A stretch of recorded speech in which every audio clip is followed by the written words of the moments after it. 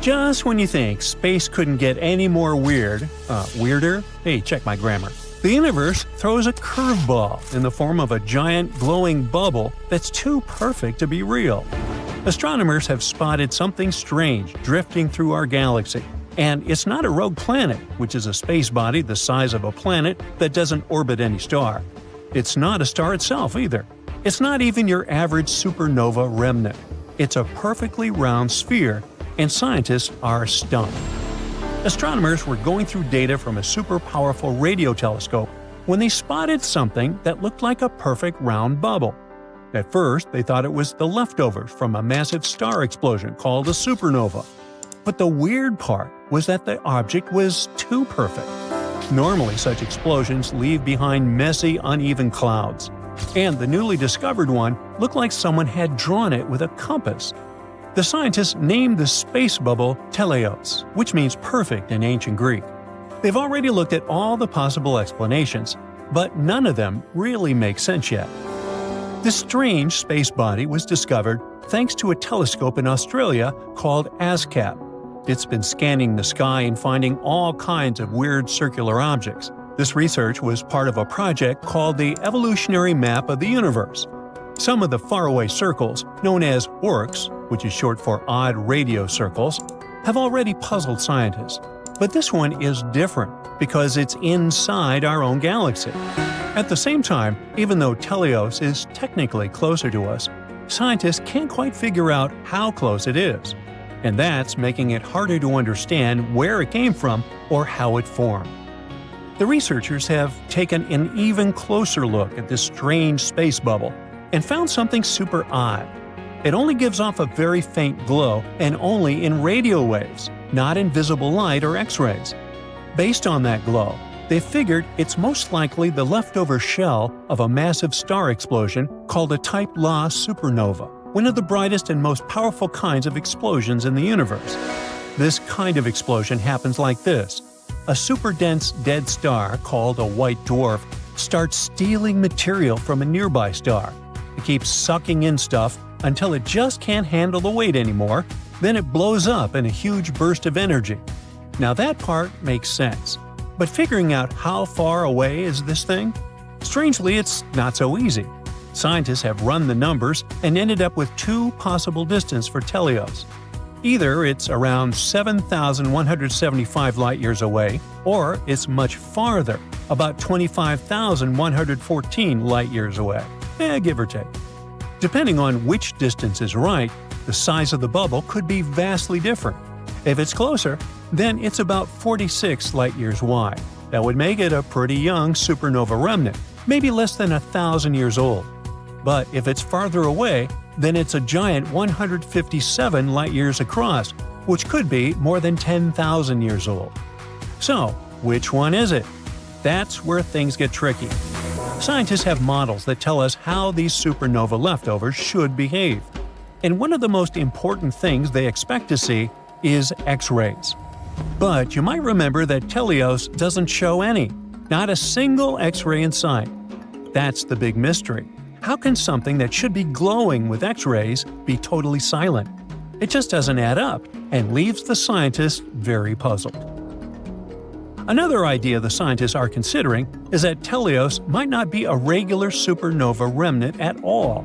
Instead, it might be the leftovers from a rarer kind of explosion called a Type Lax supernova. And this one? It's extra weird. In a normal Type La supernova, the white dwarf star blows itself to bits. But in a Type Lax supernova, it doesn't get totally destroyed. It kind of survives, turning into a zombie star. Ooh. It's damaged, but it's still around. This would actually explain a lot about how Teleos looks and glows. But in this case, it would have to be much closer to us, only about 3,262 light-years away. That would also make it a lot smaller, about 11 light-years wide. The coolest thing here is that there's actually a star at that distance that could be the zombie star that caused all this. But, and it's a big but, like I have, when scientists use other ways to try and measure how far away Teleos is, none of them agree that it could be this close. So, sadly, this theory hits a bit of a wall. Then there's another, strange or gas, or parts of the explosion might move faster than others. Eventually, the shell that forms gets all lumpy or starts to break apart. But in this case, the object is almost perfectly round, like a balloon, and that's super rare. The only way something could stay this neat and round is if it exploded in a very empty part of space and expanded smoothly in all directions. That's actually not impossible, just really, really rare. Now, considering its unique, probably unnatural shape, could Teleos be an artificial object? Could it be a Dyson sphere? That's a hypothetical megastructure that could completely surround a star and harvest all of its energy. At first, this idea was supposed to explain how we might detect intelligent extraterrestrial life by spotting the energy they use rather than waiting for them to send us a message.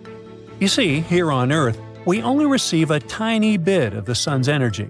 Meanwhile, a whopping 386 billion megawatts are shooting out into space in all directions. Not to waste such a giant amount of energy, a civilization could build a Dyson sphere, or more realistically, a Dyson swarm, loads of solar panels orbiting the star. It would help them capture every bit of that power to run their planet, technology, AI systems, and maybe even space travel across galaxies. To understand just how advanced a Dyson sphere-building species would have to be, scientists use the Kardashev scale. It ranks civilizations by how much energy they can use. Type 1 can use all the energy available on their home planet. Spoiler, we're not even there yet. Type 2 can harness all the energy from their star. That's the Dyson sphere level. Type 3 can use energy from an entire galaxy. Think Dyson spheres around every star and even extracting energy from black holes. Right now, Earth's civilization ranks about type 0.7449, give or take. That means that we haven't even maxed out the energy available to us on Earth, including fossil fuels, renewables, and nuclear power. We're still taking baby steps on this cosmic scale. Anyway, the problem with the theory that our perfectly shaped object could be a Dyson sphere is that this example of super advanced technology would give off heat. In other words, there would be thermal infrared radiation, and the object would be unusually bright in the infrared. This could be a sign that something artificial is absorbing the star's energy and re-emitting it as heat. But the scientists have found no heat signatures or anything like that when observing Teleos. So, do we have the final answer? Not yet. The scientists have looked at all the existing clues, how bright the thing is, how big it looks, and how far it might be, and none of the possibilities are totally perfect.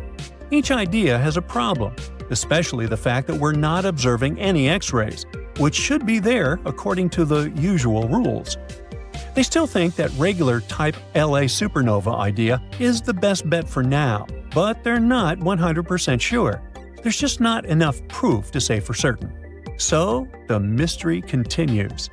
The team says we'll need more powerful and detailed observations to really figure out what happened here. But in any case, if something like Teleos can exist, what else is out there, waiting to challenge everything we know about the universe? Look at this comet! Recently, it's erupted 4 times in less than 48 hours and has become nearly 300 times brighter than normal. This is the most powerful set of eruptions the comet has had in over 3 years. Should we worry here on Earth? Well, I wouldn't say scientists are worried. They're super excited. First, let me give you a little background. 29P is what astronomers call a Centaur comet. Those are icy objects that orbit the Sun in the space between Jupiter and Neptune. What's interesting about centaurs is that they're kind of like cosmic hybrids because they're moving from one kind of space body to another. They start their life as far-out objects in a lifeless, freezing cold zone beyond Neptune. But then, over a few million years, they move inward toward the Sun because the planets of the solar system affect them with their gravity. Eventually, they turn into short-period comets. This term means they can pass close to the Sun and then slingshot back out into those icy regions. Centaurs, and their name indeed comes from a hybrid half-horse, half-human creature popular in Greek mythology. are especially interesting because they're basically leftovers from the formation of our solar system, kind of like cosmic fossils. Since they've been hanging out in the frigid outer solar system for so long, they've kept a lot of the volatile materials that were present when the solar system was first forming. This makes them a valuable clue in understanding how our solar system evolved. That's what makes scientists so enthusiastic. Now, about 29P itself. This thing is huge for a comet. It's about 37 miles across, which is almost 3 times the length of Manhattan. Now, worry not, it's too far away to cause us any harm. While it's one of up to 1,000 known centaurs, 29P is also in a rarer group of comets called cryovolcanic comets. Those are a fascinating class of space objects that have unique geological activity. The thing is, cryovolcanic comets not only contain a unique mix of ice, dust, and rock, but also feature cryovolcanoes, aka cold volcanoes. They erupt with volatile materials like water, ammonia, or methane instead of molten rock. As for regular comets, when they approach the sun, the heat from the star evaporates their gases, leading to the emissions of dust and tiny particles, electrons, and ions. These materials create those magnificent trails. These eruptions are incredibly spectacular and make the comet appear a lot brighter since the cloud of cryomagma reflects the sun's light. The cloud that forms around the comet is called the coma, and it can grow so large and bright that it makes the comet look like a fuzzy ball of light. If you've ever observed a comet, the coma is the halo you see around it. Such eruptions are pretty unpredictable. While most cryovolcanic comets follow elliptical orbits that take them far out into the solar system, 29P is on a more circular orbit, staying around the same distance from the Sun as Jupiter. You'd think that this would mean its eruptions would be more regular, but that's not the case at all. In fact, 29P erupts in a completely random and unpredictable way, and scientists are still trying to figure out why. The latest outbursts started on November 2nd, 2024, when 29P erupted for the first time in almost 2 years. This was followed by 3 more large eruptions in less than 48 hours, which really got the attention of astronomers at the British Astronomical Association. They'd been tracking 29P for a while, and they reported that the eruptions sent out a cloud of debris reflecting about 289 times more light than the comet's nucleus, which is a huge increase in brightness. Astronomers are expecting that the coma, which is growing after each eruption, could take on an unusual shape. The multiple outbursts might cause the coma to expand in a weird, irregular way. This is especially interesting because 29P hasn't had a major eruption like this since November 2022. Then it threw out over 1 million tons of debris. The last time it had a massive outburst was in September 2021, when the comet had multiple eruptions in quick succession. In addition to the confusion about its eruptions, 29P is pretty different from most other comets. Most comets have elliptical orbits that take them far out into the solar system. They spend decades, centuries, or even thousands of years far from the sun, only to erupt when they get close. But 29P doesn't do that. No, it orbits the sun once every 15 years and stays at about the same distance as Jupiter. This strange behavior makes astronomers even more eager to figure out what's going on with it. Another cool thing about 29P is that it doesn't ever get close enough to the sun to grow a tail like other famous comets, such as the once-in-a-century comet Tsuchinseng Atlas, which has recently made headlines. It passed the closest to Earth in 80,000 years. NASA's James Webb Space Telescope has been keeping an eye on 29P, helping solve some of the mysteries about the comet. And it has recently made another groundbreaking discovery. It has detected jets of CO2, good old carbon dioxide, coming from the comet. This was the first ever detection of CO2 jets on this particular comet. Webb has also discovered a jet of carbon monoxide coming from the comet. It can tell us a lot about the composition of the comet and its outbursts. What's especially interesting is that the jets seem to come from different parts of 29P's nucleus. Even though Webb can't actually figure out the nucleus itself because it's too small to see in detail, the jets coming from different locations on the comet's surface suggest that the nucleus may be made up of multiple objects. These objects might have different compositions, and it's possible that the nucleus is more of a composite body made up of smaller chunks that came together over time. Strangely, astronomers haven't detected any water vapor in the comet's atmosphere. That's unusual because the atmospheres of most comets often contain water. Our comet might lack water vapor due to the extremely cold temperatures on its surface. It could prevent water from evaporating or vaporizing. 29P isn't the only thing that Webb is studying. The telescope has also been making some big discoveries about galaxies far, far away. For example, Webb has recently spotted a galaxy with a pretty complicated name which appeared about 1 billion years after the Big Bang. What's super weird about this galaxy is that the gas in it is shining brighter than the stars, which is really rare. This could be a missing link phase in the evolution of galaxies, something that could help astronomers understand how galaxies transitioned from the very first stars, called population 3 stars, to the types of galaxies we see today. The stars in this galaxy are much hotter than we see in modern galaxies in local universe, around 144,000 degrees Fahrenheit, compared to the typical 72,000 to 90,000 degree Fahrenheit of stars today. This could mean that the galaxy is in the middle of a super brief but intense phase of star formation, where huge, hot stars are popping up in a dense gas cloud.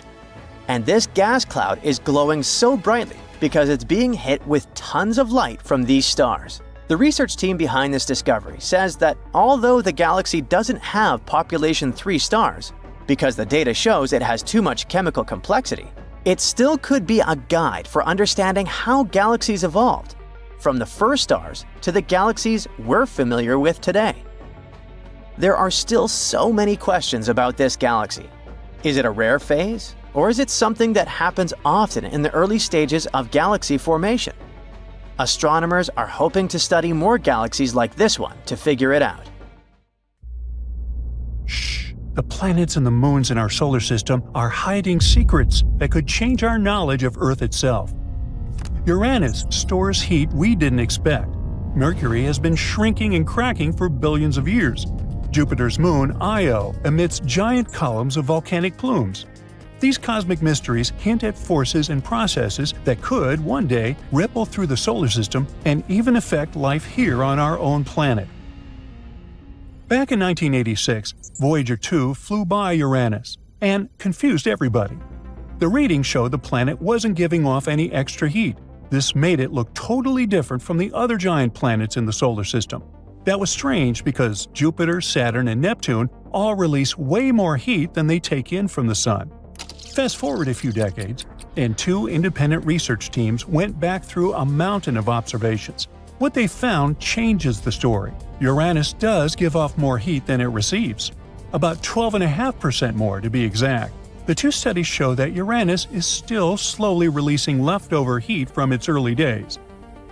That detail matters greatly because it helps scientists piece together the planet's origins and how it's changed over time. As for Voyager 2's odd readings, they now make more sense too. The flyby happened when the Sun was unusually active, which made Uranus act weird.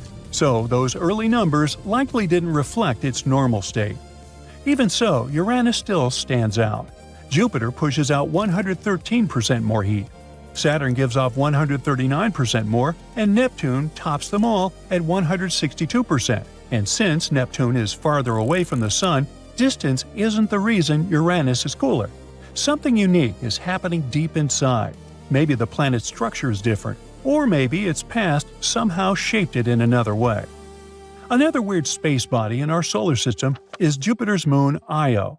Oh, by the way, did you know that Io has a brother moon named EIE? So, through a telescope looking at Jupiter, you can sometimes see them. EIE, Io. Right next to Old MacDonald. Hey, I thought it was funny. Anyway, Back in 1979, Voyager 1 zipped past Io and saw something jaw-dropping. Giant volcanic plumes were blasting straight into space. It was the first time humans had ever seen active volcanism beyond Earth. Io looked wild, and ever since then, scientists have been trying to figure out what makes this little moon so ridiculously volcanic. For decades, one leading idea was that Io hid a global magma ocean just under its crust. That would explain why volcanoes are scattered pretty evenly all over the surface, as if they're feeding off the same underground reservoir of molten rock. NASA's Galileo spacecraft even seemed to back this up in the 1990s and early 2000s. Its magnetometer picked up a weird magnetic signal that looked like it came from a huge electrically conductive layer, basically liquid rock. By 2011, the consensus was that Io was sitting on a magma ocean several dozen miles thick. But now that theory has been flipped on its head. NASA's Juno spacecraft has been looping around Jupiter since 2016, and in late 2023 and early 2024, it made a couple of super close flybys of Io. The main goal was to figure out what was going on inside. Juno carries a super precise radio transponder that scientists use like a stethoscope. Io's gravity field tugs on the spacecraft ever so slightly, changing the radio signal. By mapping those tiny shifts, the team can see how mass is distributed inside Io. The verdict is there's no shallow magma ocean sloshing under the crust. Otherwise, Juno would have picked up way more distortion in Io's gravity field as Jupiter's tidal pull flexed the moon. But the data showed nothing of the sort. This leaves planetary scientists with a big puzzle. If there's no magma ocean, what's powering the most volcanically active body in the solar system? Io's volcanism is likely driven by tidal heating, because Io's orbit is a little stretched out by the gravitational tugs of neighboring moons. Jupiter constantly squeezes and releases this little world. The crust can rise and fall by as much as 330 feet. And all that flexing creates frictional heat inside the moon. Tidal heating does make magma, but if it's not pulling into a giant ocean, maybe it's stored in smaller scattered reservoirs within the crust. On Earth, different magma chambers feed different styles of volcanoes, but since Io doesn't have plate tectonics, it probably doesn't have the same variety. The new results don't totally rule out a deep magma ocean buried way below the crust. But if that exists, it would be so dense and iron-rich that it wouldn't rise easily to the surface. At that point, it's hard to tell whether we'd even call it a magma ocean or just a molten core. Now, at the same time, Jupiter's moon Europa, for example, is also tidally heated. But in its case, the heat likely sustains a salty liquid water ocean beneath an icy shell. Saturn's moon Enceladus is another great case. The Cassini spacecraft not only found signs of a hidden ocean, but even flew through plumes of water erupting from its south pole. So why does tidal heating make water oceans on some moons, but not magma oceans on Io? The thing is, magma is lighter than solid rock, so it wants to rise and erupt quickly instead of sticking around in one giant pool. Water, on the other hand, is heavier than ice, so it sinks and collects into a stable ocean beneath the crust. That's why magma oceans are so hard to sustain, while water oceans are relatively easy. In any case, even though tidal heating may not be great at making magma oceans, it's excellent at making water oceans. And since water is the key ingredient for life, moons across the solar system, Europa, Enceladus, and maybe others too, could be hiding habitable environments beneath their icy crusts. Io might be a volcanic inferno, but it's helping scientists figure out where else we might actually find life in our solar system. Now, let's move closer to Earth and explore Mercury. Believe it or not, this planet and our favorite pastries have something in common. They both shrink as they cool. Mercury formed about 4.5 billion years ago, and ever since then, it's been slowly losing heat. As the planet cools, its rocky shell contracts, just like a cheesecake or cookie that cracks when it comes out of the oven. Mercury develops fractures in its crust. These show up as thrust faults, giant cracks that push up sections of the planet's surface to make room for its shrinking interior. By looking at how those faults have lifted up Mercury's terrain, Scientists can figure out how much the planet has shrunk over time.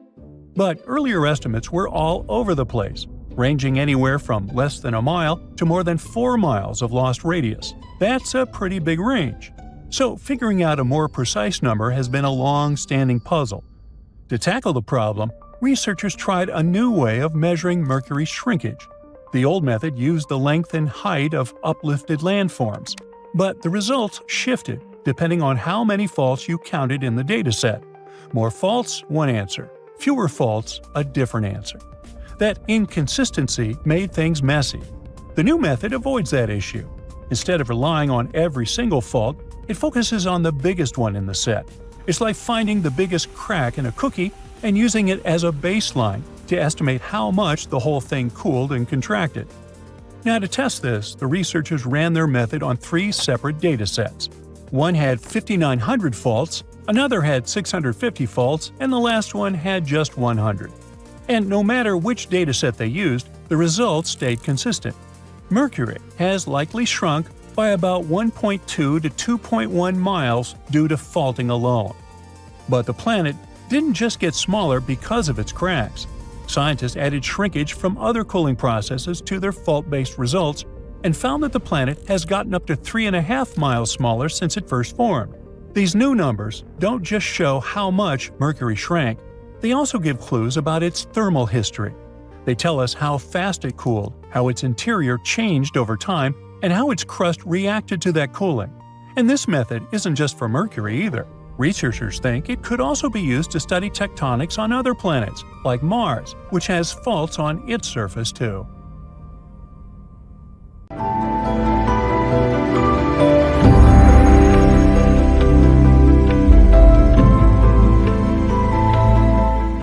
The Moon is the second brightest object in our sky. At the same time, among other astronomical bodies, it's one of the dimmest and least reflective.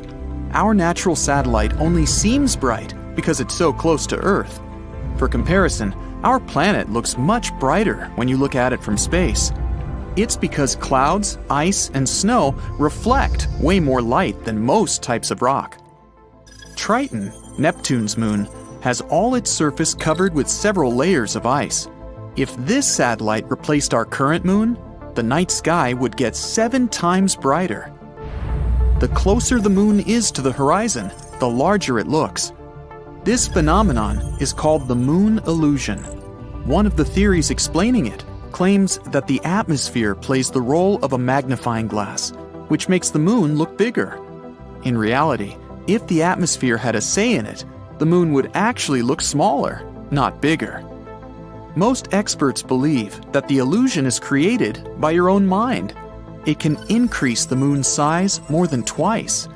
When Earth's satellite is high up in the sky, you don't have any visual cues about how far away it is. But when it's near the horizon, you can see objects surrounding it in detail. It makes the moon look larger. But it's just one of the many theories explaining the phenomenon. By the way, you can trick yourself out of this illusion if you bend down and look at the moon upside down through your legs. 2 or 3 years ago, an asteroid was pulled into Earth's orbit and started to travel around the planet. Even though it's no larger than an average car, it's still a big deal. Out of more than 1 million asteroids astronomers know about, it's only the second one to orbit our planet. Called 2020 CD3, it's our temporary mini-moon. It won't be with Earth for long, though. The asteroid is following a random orbit and is slowly drifting away. Temporarily captured objects, such as 2020's CD3, are rare. They need to have specific direction and speed to be caught by Earth's gravitational pull. Otherwise, they either crash into the planet or fly in another direction. A transient lunar phenomenon is one of the most enigmatic things happening on the moon. It's a short-lived light, color, or some other change on the satellite's surface. Most commonly, it's random flashes of light. Astronomers have been observing this phenomenon since the 1950s. They've noticed that the flashes occur randomly. Sometimes they can happen several times a week. After that, they disappear for several months.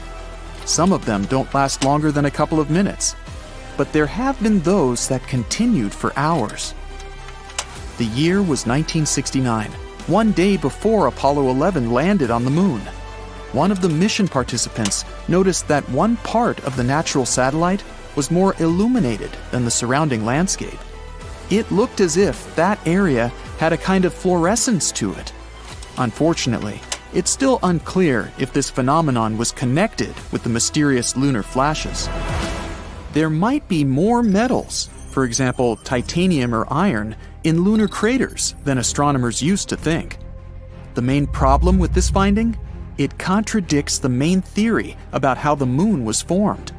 That theory says that Earth's natural satellite was spun off from our planet after a collision with a massive space object. But then, why does Earth's metal-poor crust have much less iron oxide than the moon's? It might mean the moon formed from the material lying much deeper inside our planet. Or these metals could have appeared when the molten lunar surface was slowly cooling down. The moon's gravity is about 17% of that on Earth.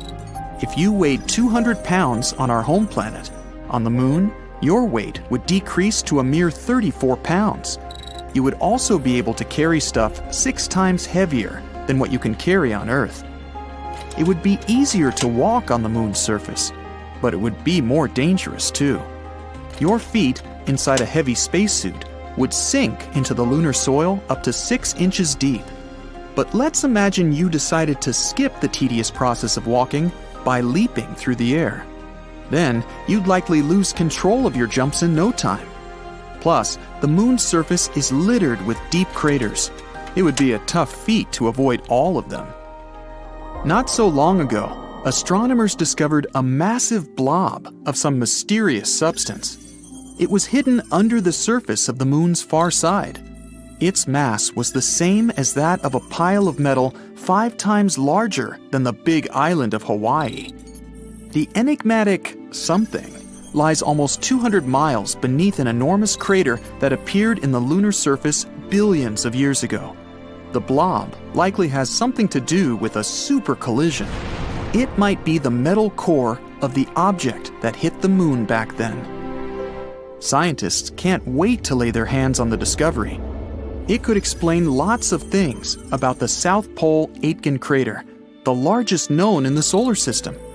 If it was on Earth, its oval-shaped basin would stretch from Washington, D.C. to Texas.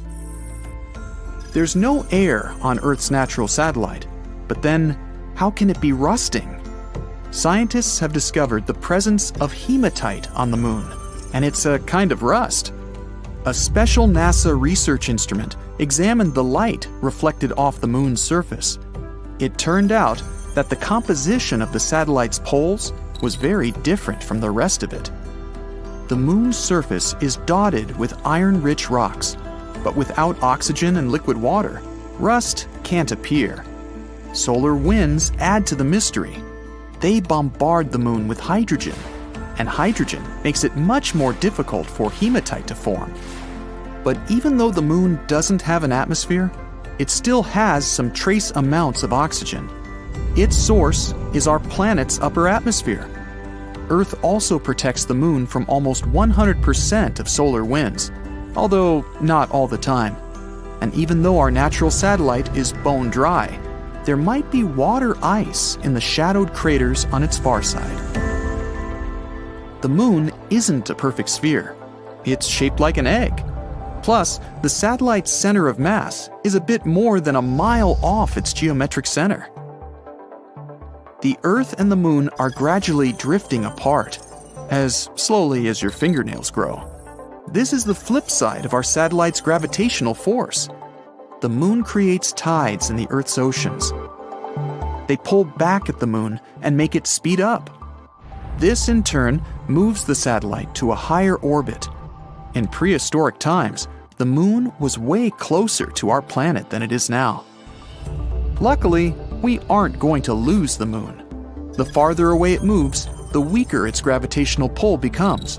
It means that soon, our planet won't be pushing the moon away with such a force.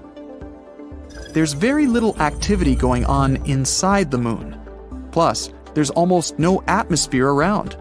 That's why scientists can trace impact craters littering the satellite's surface back billions of years. While dating the craters, astronomers discovered that the Moon, along with our planet, went through a late heavy bombardment about 4 billion years ago. This event is also known as the lunar cataclysm. This interval lasted several hundred millions of years. During it, an unusually large number of asteroids collided with Earth, Mercury, Mars, and Venus. There might be a labyrinth of lava tubes on the Moon. Not long ago, astronomers received the results of an underground lunar topography. They discovered a massive cave under the satellite's surface, about 30 miles long and 60 miles wide. The cave's likely to be the result of 3 billion-year-old volcanic activity. After streams of lava hardened, they created a thick, hard crust on the outside. But inside, lava kept flowing, melting the rock and forming tunnels and caves. Countless pits in the Moon's surface, discovered by NASA, might be the openings to lava tubes. The Moon's orbit around the Earth isn't a circle, it's an oval. That's why the distance between our planet and the satellite varies from over 225,000 miles to more than 250,000 miles. There's very little seismic activity going on inside the Moon.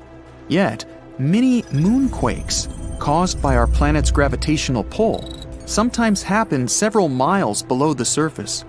After that, tiny cracks and fractures appear in the satellite's surface, and gases escape through them.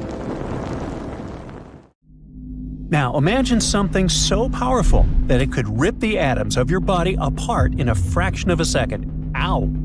This something is soundlessly dashing through space, not extinct, not alive, stuck in between. If this terrifying monster were moving towards Earth, we'd be doomed. So, is it? Astronomers have found a fast and powerful space object zooming through our home Milky Way galaxy at over 110,000 miles per hour. That's faster than any rocket we've ever made. This bizarre space object got its name of a zombie star, all because it's the leftover part of a star that passed away a long time ago, but is still moving. This zombie star is a kind of an object called a magnetar, a super small, super heavy ball about the size of a city but heavier than the Sun. That makes it one of the densest objects in space. Only black holes are denser. Hey, let's not forget about me, huh? Magnetars also have an incredibly strong magnetic field. The one our zombie guy has is 100 trillion times stronger than Earth's. That's so strong that if the magnetar came close to Earth, it could wipe out every credit card on the planet just from its magnetism, and we couldn't shop anymore. Plus, if a person got too close to a magnetar, like 600 miles or so, it could pull their very atoms apart, and they couldn't shop anymore. Luckily, this magnetar is very far away and not coming near us. When it was first discovered, it was about 15,000 light-years away from Earth. That's a huge distance, so you don't get to worry about your atoms being disconnected yet. Astronomers first spotted the zombie magnetar in 2008. And since only about 30 magnetars are known in our galaxy, it was a lucky and rare find. Scientists use space telescopes like Hubble and Gaia to watch it over time. That's how they discovered it was moving much faster than they thought. Now, astronomers are trying to figure out how this zombie star got such a big kick. At first, they thought that, like most magnetars, this one was born when a giant star exploded in a supernova and the leftover core became a super-dense neutron star. According to their theory, it could have happened near something called supernova remnant HB9. That would make sense since most magnetars are created this way. But when they tracked its movement, they found that the zombie star was moving too fast and going in the wrong direction to have come from HB9. They traced its path thousands of years into the past and still couldn't find any exploding star or star cluster it could have come from. This means scientists now have one more mystery on their hands. Where did the zombie star come from, and how was it made?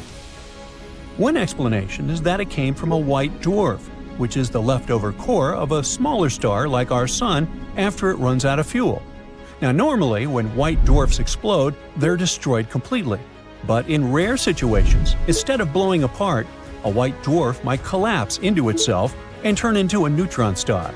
This neutron star could then become a magnetar. This unusual way of forming a magnetar also gives clues about another mystery: fast radio bursts, or FRBs. These are very quick and powerful flashes of radio energy from deep space. Some FRBs come from galaxies that are so old there shouldn't be any exploding stars left. But if magnetars can be born from collapsing white dwarfs, that might explain how those FRBs are still happening. In any case, learning how magnetars form could help us explain many strange and powerful events we see across the universe. But so far, the investigation is still on, and no answers have been found yet. Zombie stars wandering across the universe isn't the only mystery we haven't solved yet. At one point, you might come across one of them while traveling through the cosmos. It looks like nothing. At a distance of 700 million light-years away from Earth, there's a hole, a blank void that has very few galaxies. This is a roughly spherical region about 330 million light-years across. Our home Milky Way galaxy could fit there thousands of times over. It's the mysterious Bode's void in the constellation of Bodes. Yeah, makes sense. You see, galaxies look like a giant web. Most of them are parts of long structures called filaments. Those wind through the cosmos, and when they meet, they form regions with a high concentration of galaxies. These regions are what we know as galaxy clusters. But between these clusters and threads, there are huge, empty voids that hardly contain any galaxies. Such voids make up almost 80% of the observable universe, and most of them are huge, from 30 to 300 million light-years wide. The Bode's void is one of the most massive ones. It has even earned the title of supervoid. Astronomers think it might be the result of a few smaller voids merging. But what could have caused such giant empty areas to appear in the first place? The reason might lie in the origin of the universe. In its early days, I wasn't around then, all the matter in the universe was packed together quite tightly. Astronomers even thought it was something like a uniform soup. But soon, random quantum fluctuations started disturbing this matter. Some areas became denser, and their gravitational pull became stronger. They began stealing matter from less dense regions. This made such areas even denser, and they kept attracting more and more matter. At the same time, smaller clumps of matter started drifting further away from the center, forming galaxies. If you visited a star cluster called Palomar 5, you'd forget all about voids and supervoids and even zombie stars. Instead, you'd need to concentrate on surviving, since the region is hiding a swarm of over 100 black holes right in the middle. And those black holes aren't just sitting there, they're at work, shaping the cluster nonstop. Palomar 5 is a group of stars located about 80,000 light-years away from us. Normally, clusters like this are dense and tightly packed, with stars all bunched up together. But Palomar 5 is different. It's spread out and has a huge tail of stars, stretching across 30,000 light-years. This beautiful tail is called a tidal stream. It's like the stars are spilling out of the cluster, creating a long river of light. Tidal streams like this are rare and hard to study. Globular clusters like this one are super old. Some are almost as old as the universe itself. But Palomar 5 also stands out because it's the only cluster we know about that still has a tidal stream attached to it. And the black holes inside the cluster might be to blame. They're pulling on the stars in the cluster, messing with their orbits, and slingshotting them right out of the cluster. Or would that be slingshooting? I don't know. Anyway, these stars are what make up the tidal stream. Over time, more and more stars get flung out. Palomar 5 has way more black holes than expected. About 20% of the cluster's mass is made up of black holes, over 100 of them, each about 20 times the mass of our Sun. Of course, Palomar 5 isn't going to last forever. In about 1 billion years, the cluster will completely fall apart. By then, all the stars will have been gone, leaving behind just the black holes. And these black holes will orbit the Milky Way, like a ghostly remnant of a cluster that used to be there. Even though this cluster is creepy enough, there's something even more eerie you can see in space: thick clouds of gas and dust called nebulae. One of the most unusual ones is probably NGC 2392, located 5,000 light-years away from Earth in the constellation of Gemini. It was discovered more than 200 years ago and became popular because of its unusual appearance. It's basically a disk of material with a ring of comet-shaped objects. The tails of these objects stream away from the star at the center of the nebula.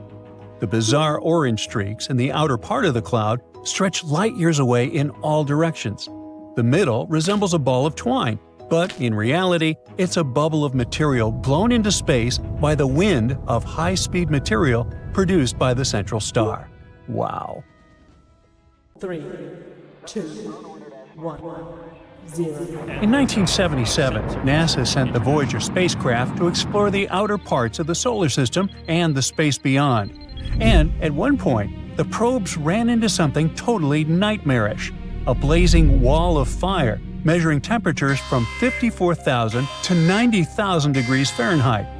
Well, did the probes manage to survive these intense conditions? We'll find out soon. Meanwhile, there are several ways to think about where the solar system ends. One way is to say it ends where the planets stop. Another way is connected to the Oort cloud. That's a giant group of icy objects far beyond the planets, the farthest region of the solar system. It is extremely distant, maybe a quarter to halfway to the nearest star. To understand such huge distances, scientists often use something called the astronomical unit, or AU. 1 AU is the distance between Earth and the Sun. For comparison, Pluto orbits between about 30 to 50 AU from the Sun. The inner edge of the Oort cloud is thought to be much, much farther away, and the outer edge could be even further away.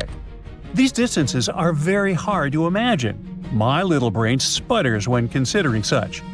Now, we can also measure them in time instead of miles. NASA's Voyager 1 spacecraft makes almost 1 million miles per day. At that speed, it would take about 300 years to reach the Oort cloud, and maybe 30,000 years to reach its outer edge. Now, one more way to define the edge of the solar system is by the Sun's gravity. It might be the area where the Sun can still pull objects back toward it. And finally, we can define it by considering the heliopause, the boundary where the Sun's influence ends. You see, the Sun constantly sends out charged particles in a flow called the solar wind. This wind moves past all the planets and reaches about 3 times the distance to Pluto. The solar wind creates a giant bubble around the Sun and planets called the heliosphere. The heliopause is the outer edge of this bubble, where the solar wind meets the wind coming from other stars, called the interstellar wind. Here, the pressures from the solar wind and the interstellar wind balance each other. This causes the solar wind to turn back and flow along the tail of the heliosphere. As the heliosphere moves through space, it creates a bow shock, similar to the wave that forms in front of a ship moving through the water. So, depending on how you define it, by planets, by the Oort cloud, by gravity, or by the Sun's magnetic influence, the edge of the solar system can mean very different distances. But if we talk about the Voyagers, they came across something intense. It was something we could probably call a wall of fire. Blazing heat and intense temperatures. The two probes became the first spacecraft to travel beyond the heliosphere and cross the heliopause. Before the Voyager spacecraft reached the heliopause, scientists did not know exactly where this boundary would be. But the fact that the two spacecraft crossed it at different distances helped confirm some predictions about the heliopause. Scientists did expect that the edge of the heliosphere could move as the Sun's activity changes, a bit like a lung expanding and contracting as we breathe. And the fact that Voyager 1 and Voyager 2 encountered the heliopause at different distances matched this expectation. The heliopause is not a hard edge or solid wall, but the nickname Wall of Fire actually matches the nature of that insane region. Both spacecraft measured extremely high temperatures there, around 30,000 to 50,000 Kelvin, or 54,000 to 90,000 degrees Fahrenheit. Despite these extreme temperatures, the spacecraft were safe. The particles in this region are very far apart, so collisions are rare and not enough heat could reach the spacecraft to harm them. Nearly 50 years after their launch, Voyagers 1 and 2 continued to send back data from beyond the heliopause. They are the only two spacecraft that have crossed this boundary so far. Together, they have already made several curious discoveries about space outside the solar system. For example, Voyager 2's magnetic field measurements confirmed a surprising result from Voyager 1. Just beyond the heliopause, the magnetic field lines are aligned with the magnetic field inside the heliosphere. Before Voyager 2, scientists only had one measurement from Voyager 1, so they could not be sure whether this alignment was real or just a coincidence. Voyager 2 confirmed that the alignment was real. The magnetic fields inside and just outside the heliopause apparently run in parallel. These discoveries give scientists important information about the structure and behavior of space beyond the solar system. Now, let's dig a little deeper into the Voyager program itself. It's made up of two spacecraft, Voyager 1 and, wait for it, Voyager 2.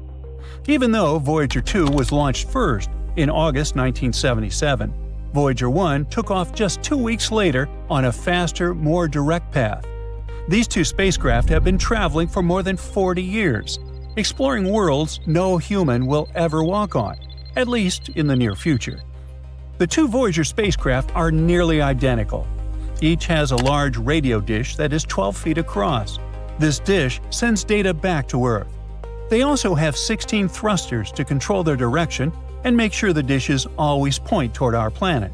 The thrusters use special hydrazine fuel, and the spacecraft's electronics are powered by thermoelectric generators that run on plutonium. Each Voyager carries 11 scientific instruments. About half of them were made specifically to study planets, and most of those are now turned off. The turned-off instruments include several cameras, spectrometers, and 2 radio-based experiments.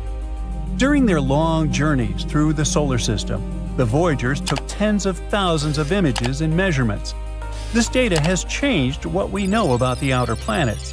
When the Voyagers reached Jupiter, they gave us our first detailed look at the planet's atmosphere. They showed that the Great Red Spot was a huge storm spinning counterclockwise and interacting with smaller storms nearby. The Voyagers also discovered a faint dusty ring around Jupiter. They studied Jupiter's moons, too. They found volcanoes on Io, saw linear features on Europa that hinted at a hidden ocean beneath its icy surface, and confirmed that Ganymede is the largest moon in the solar system, larger even than Saturn's moon Titan. Next, the spacecraft flew past Saturn. They measured the planet's atmosphere and studied its famous rings, discovering gaps and waves we still see today. Voyager 1 looked through Titan's thick haze and suggested that the moon might have liquid hydrocarbons on its surface. It was later confirmed by other missions. Voyager 1 also found 3 new moons orbiting Saturn: Atlas, Prometheus, and Pandora. So that's where she ended up. After Saturn, Voyager 1 continued out of the solar system, while Voyager 2 headed toward Uranus. Voyager 2 discovered 11 new moons and 2 new rings there. It also observed strange features, such as Uranus's unusual magnetic field and a surprisingly small temperature difference between its equators and poles. Voyager 2's final planetary stop was Neptune. It happened 12 years after leaving Earth. There, it discovered 6 small moons and rings around the planet. It studied Neptune's atmosphere and magnetic field, and observed volcanic vents on Triton, Neptune's largest moon. After this, Voyager 2 joined Voyager 1 on its journey toward interstellar space. Voyager 1 entered interstellar space in August 2012, and Voyager 2 joined it in November 2018. These missions helped scientists measure the edge of our solar system, about 11 billion miles from the Sun. The spacecraft still sends back data about this mysterious region. By the way, after its planetary visits, Voyager 1 took the famous pale blue dot photo of Earth from about 3.7 billion miles away. Today, Voyager 1 is about 15.8 billion miles from Earth. and Voyager 2 is about 13.1 billion miles away. Each Voyager carries a golden record, a time capsule from Earth for other civilizations it might meet. The record covers include instructions for playing it, a map showing Earth's location, and a drawing of a hydrogen atom. The records are cleverly plated with uranium, so the decay of the uranium could help discoverers figure out when the record was made. The records contain 115 images showing Earth, humans, animals, plants, and our solar system. They include natural sounds like waves and birdsong, greetings in 55 languages, brainwave recordings, and a mix of music, ranging from Beethoven to Chuck Berry and folk songs. Mission status critical. The spaceship has hit a wall of fire somewhere past Pluto, where you'd expect to see nothing but total silence and icy darkness. The temperatures here reach 30,000 to 50,000 K. That's hotter than most stars. Yet there is no oxygen or actual flames. Is this the edge of our cosmic home brewing heat? Let's dive right in to find out. The Voyager probes launched in 1977 to explore all the planets. But their journey didn't end there. They kept going and became the first human-made objects to leave the solar system. Voyager 1 passed the heliopause in August 2012, and Voyager 2 followed in November 2018. The heliopause is like a cosmic finish line. It's where the sun's solar wind, charged particles streaming out, finally loses its fight against all the interstellar stuff. When Voyager crossed that line, instead of cold emptiness, scientists found scorching hot plasma. Like I said, there's no flame, just superfast particles crashing into each other in ultra-thin plasma. They generate crazy temperatures with almost no heat transfer. Voyager 1's plasma detector failed back in the 1980s, but two other instruments recorded a sharp drop in solar particles and a surge in cosmic rays. Plus, there was a big distortion in the magnetic field. By the way, scientists expected the magnetic field direction outside the heliosphere to flip, but there was another surprise waiting for them. Voyager saw it aligned perfectly with the Sun's magnetic field inside. Same alignment, just outside. Voyager 2 confirmed this wasn't a fluke.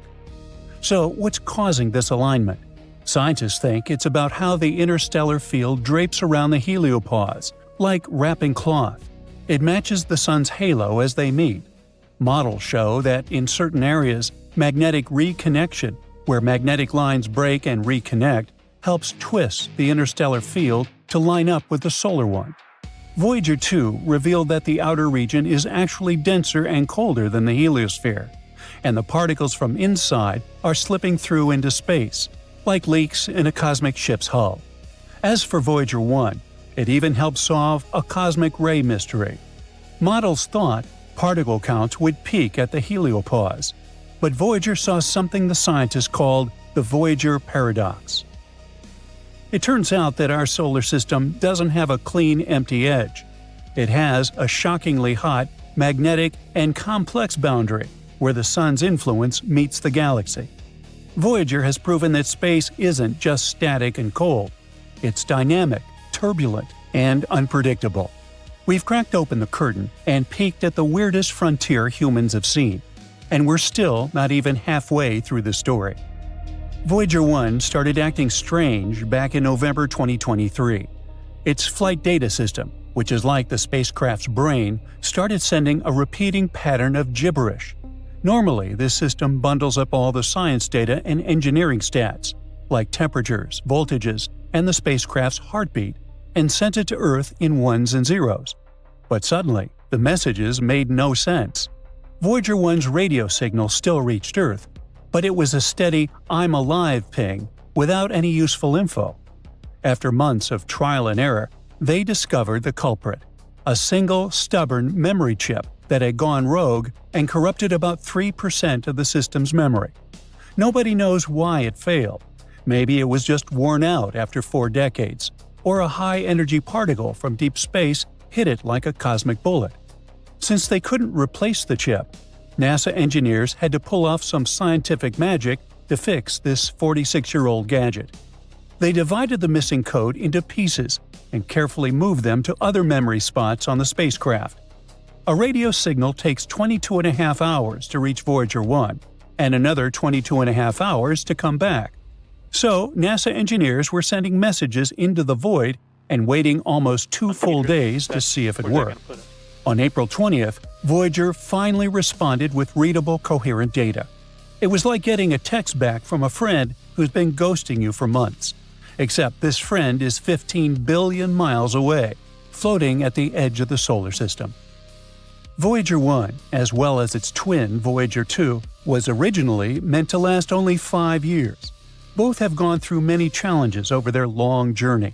For example, a 7-month blackout in 2020 for Voyager 2, and a 2023 antenna mishap that required a shout command to get it pointed in the right direction.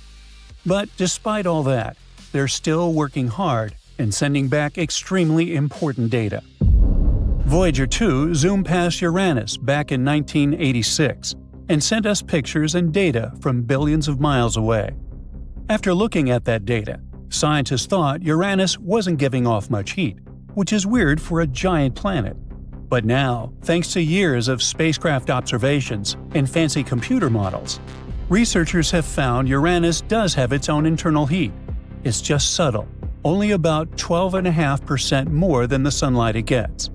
That means the planet is slowly shedding leftover heat from its birth, like a giant cosmic radiator cooling down after a super-hot childhood.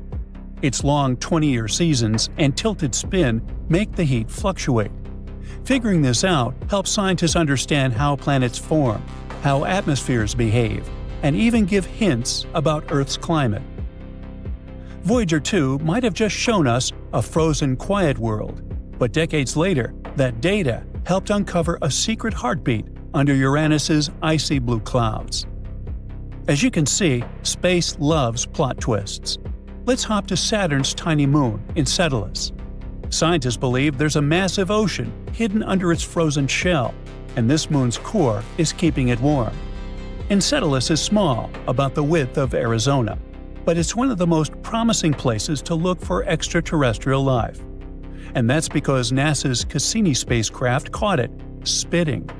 Giant geysers of water were shooting out from cracks in its icy surface.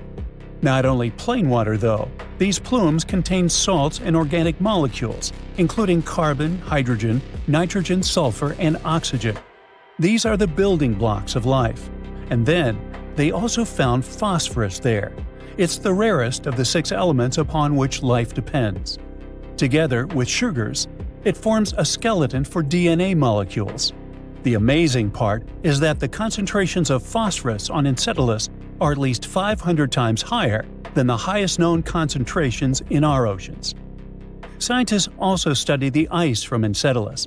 Plumes of water vapor freeze into snow on the surface here, and they found it might not be all shapeless dust like they thought. Up to a quarter of this ice can form tiny crystals, hiding like chocolate chips in cookie dough. They ran simulations, froze virtual water at crazy speeds, scrambled molecules, and even tested real ice with X-rays. Some ice is so odd that it has the same density as liquid water, so it neither sinks nor floats. It's all critical to know, as space ice could shield spacecraft, serve as fuel, or even show how building blocks of life travel to Earth. Scientists haven't found life or something life might have created on Enceladus yet. But it looks like if we find life anywhere in our solar system, this moon will be the first in line. Or maybe we'll hear some exciting news from the Voyagers before it happens. They are still out there right now, flying through interstellar space. And some people are worried they could get damaged when they finally pass through the Oort cloud. Scientists haven't seen it directly, but many comets that visit us come from that region of space, stretching far beyond the Kuiper belt. The astronomer who supposed the cloud was real said it could contain around 100 billion comet-sized objects. Their total mass could be as heavy as Earth's. Sounds dangerous to the Voyagers, but no worries. Scientists say the odds of them getting damaged are 100,000 times lower than your chances of winning a lottery jackpot. Oh well. So the Voyagers will keep sending faint signals for a few more years before their power runs out. After that, they'll just keep traveling. Our universe is like a giant highway, and galaxies are constantly moving along this highway. And just like cars driven by careless drivers, they can collide and crash. So, astronomers have recently witnessed such an incredible cosmic collision. It involved galaxies traveling at incredible speeds. Using advanced instruments, researchers clocked one galaxy traveling at a speed of around 2 million miles per hour as it crashed into a group of other galaxies. This collision has created shock waves that are so powerful they can completely reshape the entire region, leaving long-lasting effects on its structure and dynamics. Will it somehow influence our solar system? Before we find out, let's learn more about the region where this collision occurred. Actually, this collision is still happening in Stephan's Quintet. That's a fascinating cluster of galaxies that has been the subject of study for scientists for over a century. It's a group of 5 galaxies located in the constellation Pegasus. This group of galaxies was first discovered in 1877 by the French astronomer Édouard Stephan, who used a telescope at the Marseille Observatory. Despite its tranquil name, Stephan's Quintet is anything but peaceful. It's a chaotic spot filled with galactic collisions and turbulence. 4 out of the 5 galaxies are gravitationally bound. It means they are physically interacting with one another. Such interactions are ejecting material from the galaxies, and over time, it forms vast debris fields in the space surrounding the galaxies. Astronomers believe that, in the end, these galaxies will merge into one giant galaxy, but it will only happen in millions of years. The curious thing, though, is that the 5th galaxy in the quintet, located in the upper left corner of images, is not part of the collision. This galaxy is much closer to Earth, more than 200 million light-years closer, to be precise.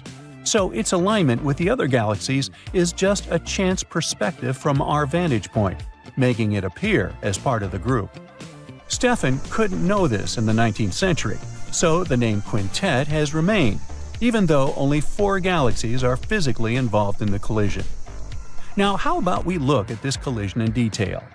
At the center of this event is one of the galaxies in the group, which is currently crashing into the others at a breathtaking speed.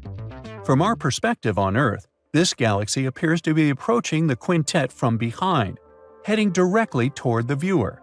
The collision is creating a massive shock wave that ripples through the surrounding galaxies. As the shock wave is moving through packets of cold gas, it's traveling at hypersonic speeds, several times the speed of sound in the intergalactic medium. This process strips electrons from atoms, leaving behind long trails of glowing ionized gas. But when the shock wave comes across regions of hot gas, it compresses the material rather than disrupting it. This compression produces radio waves, which can be detected by radio telescopes. While reshaping the structure of the intergalactic medium in Stephan's Quintet, this shockwave also influences the future evolution of the galaxies involved. Now, how did scientists even manage to spot such a dramatic space event? All thanks to innovative technologies. The most important participant was WEAVE, a cutting-edge spectrograph that's installed on the William Herschel telescope in La Palma, Spain. This tool specializes in gathering spectroscopic data, which is the information about how matter absorbs or sends out light and radiation. It allows astronomers to examine the movement and composition of space objects with great precision. Besides WEAVE, researchers have used data received from a few other large observatories. One of those was LOFAR, Low Frequency Array. It's a radio telescope with an antenna network observing the radio waves the weaker shock wave produced while compressing hot gas. Astronomers combined the data received from all these instruments and managed to study the shock waves and their effects in amazing detail. This collision in Stephan's Quintet gives us a fantastic opportunity to find out more about the interactions between galaxies, which can influence the evolution of the universe. You see, when galaxies crash into each other, their gas and dust gets redistributed, and it can trigger the formation of new stars and even cause central supermassive black holes to grow. And if we talk about Stephan's Quintet, the ongoing collision in this area helps us get additional information about the behavior of gas under extreme conditions. Now, at the same time, galactic collisions aren't as rare as you might think. They are common on a cosmic scale, and in the early universe, collisions occurred even more frequently because galaxies were located much closer together. With time, such interactions have played a key role in shaping the universe. Even our own galaxy, the Milky Way, has experienced tons of past collisions. We can see the evidence of such destructive interactions in the form of debris streams and disrupted star clusters within the galaxy. In fact, astronomers predict that the Milky Way will collide with the neighboring Andromeda galaxy in about 4.5 billion years, eventually forming a new, larger galaxy. Even though they're moving at incredible speeds, galactic collisions are super slow processes from our human point of view. While galaxies may travel at millions of miles per hour, the distances they cover are so vast that mergers take millions to billions of years to complete. Now, galactic collisions don't look like explosive crashes you might be imagining. Instead, they resemble when fluid merges. When two galaxies collide, their gravitational forces distort their shapes. They stretch and warp, and exchange their material, stars, gas, and dust. As a result, tidal tails, rings, and even bridges between galaxies form. One of the most famous collisions between galaxies is ARP 148. During this cosmic crash, one galaxy became shaped like a ring, while the other stretched in a long tail-like form. That's how powerful gravitational interactions between galaxies during collisions are. But however impressive intergalactic collisions are, collisions between neutron stars, those ultra-dense remnants of massive stars, are among the most energetic phenomena in the universe. Neutron stars are incredibly small and dense. Just one contains the mass of our Sun packed into an area the size of a city. When two neutron stars collide, they often merge to form a black hole, releasing immense amounts of energy in the process. These events produce gravitational waves, ripples in space-time, that can be detected by instruments like LIGO and Virgo, as well as bursts of light that outshine billions of stars. On Earth, the possibility of a galactic collision directly affecting us is extremely low. Luckily, the time scales and distances involved make such events harmless to life on our planet. However, smaller-scale collisions, such as an asteroid impact, are more plausible. Asteroid impacts have occurred in Earth's history, and the most infamous of them caused the extinction of the dinosaurs 66 million years ago. And while large impacts are rare, astronomers closely monitor near-Earth objects to protect our planet from potential threats. Now, while we're talking about space collisions, a question may arise. Can life travel between planets? This is the idea of lithopanspermia, the transfer of life between planets via debris from collisions. If an asteroid or comet hits a planet, fragments of rock could be ejected into space. If those fragments carry microbial life, they might land on another planet and seed life there. And guess what? According to experiments, certain super tough microorganisms like cyanobacteria could survive the harsh conditions of space travel, including radiation and re-entry into the atmosphere of another planet. In any case, lithopanspermia is still only a theory and a controversial one among scientists, but it doesn't make it less fascinating. It might eventually help us understand how life could have spread across the universe. But let's return to the ongoing collision in Stephan's quintet. By studying such events, astronomers learn more about how galaxies interact, evolve, and influence their surroundings. Hopefully soon, we'll find even more interesting facts about this process. Stay tuned. Guess what?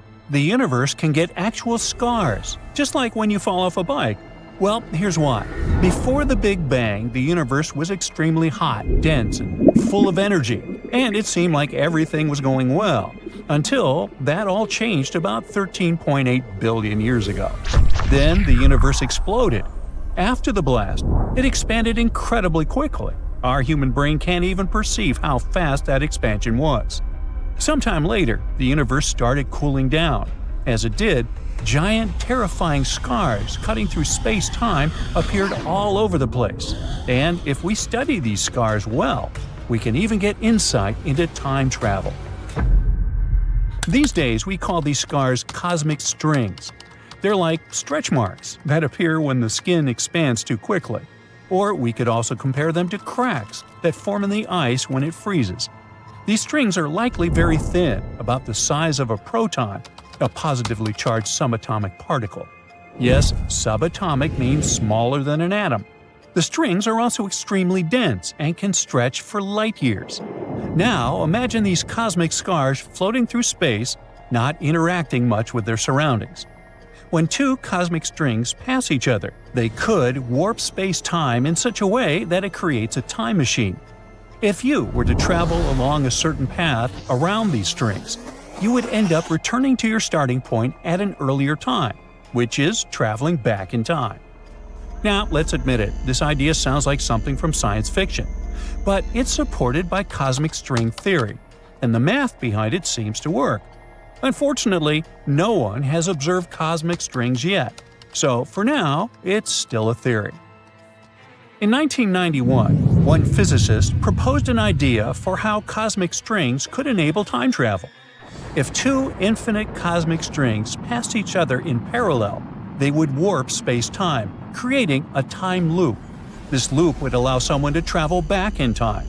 Even better, this idea doesn't contradict Einstein's theory of general relativity, which suggests that large objects can bend space and time. These bends in space-time could allow a shortcut through time. His now well-known concept of closed time loops also helps explain how wormholes might work. So, a wormhole is basically a theoretical tunnel connecting one place in space to another. Some people believe that by using such tunnels, we could create shortcuts for incredibly long journeys through the universe, which would allow us to visit other star systems and galaxies. So, let's say you manage to create a wormhole and even accelerate one of its ends to near the speed of light, and then you send it back to where it came from. Well, at that moment, those two ends are not synced anymore.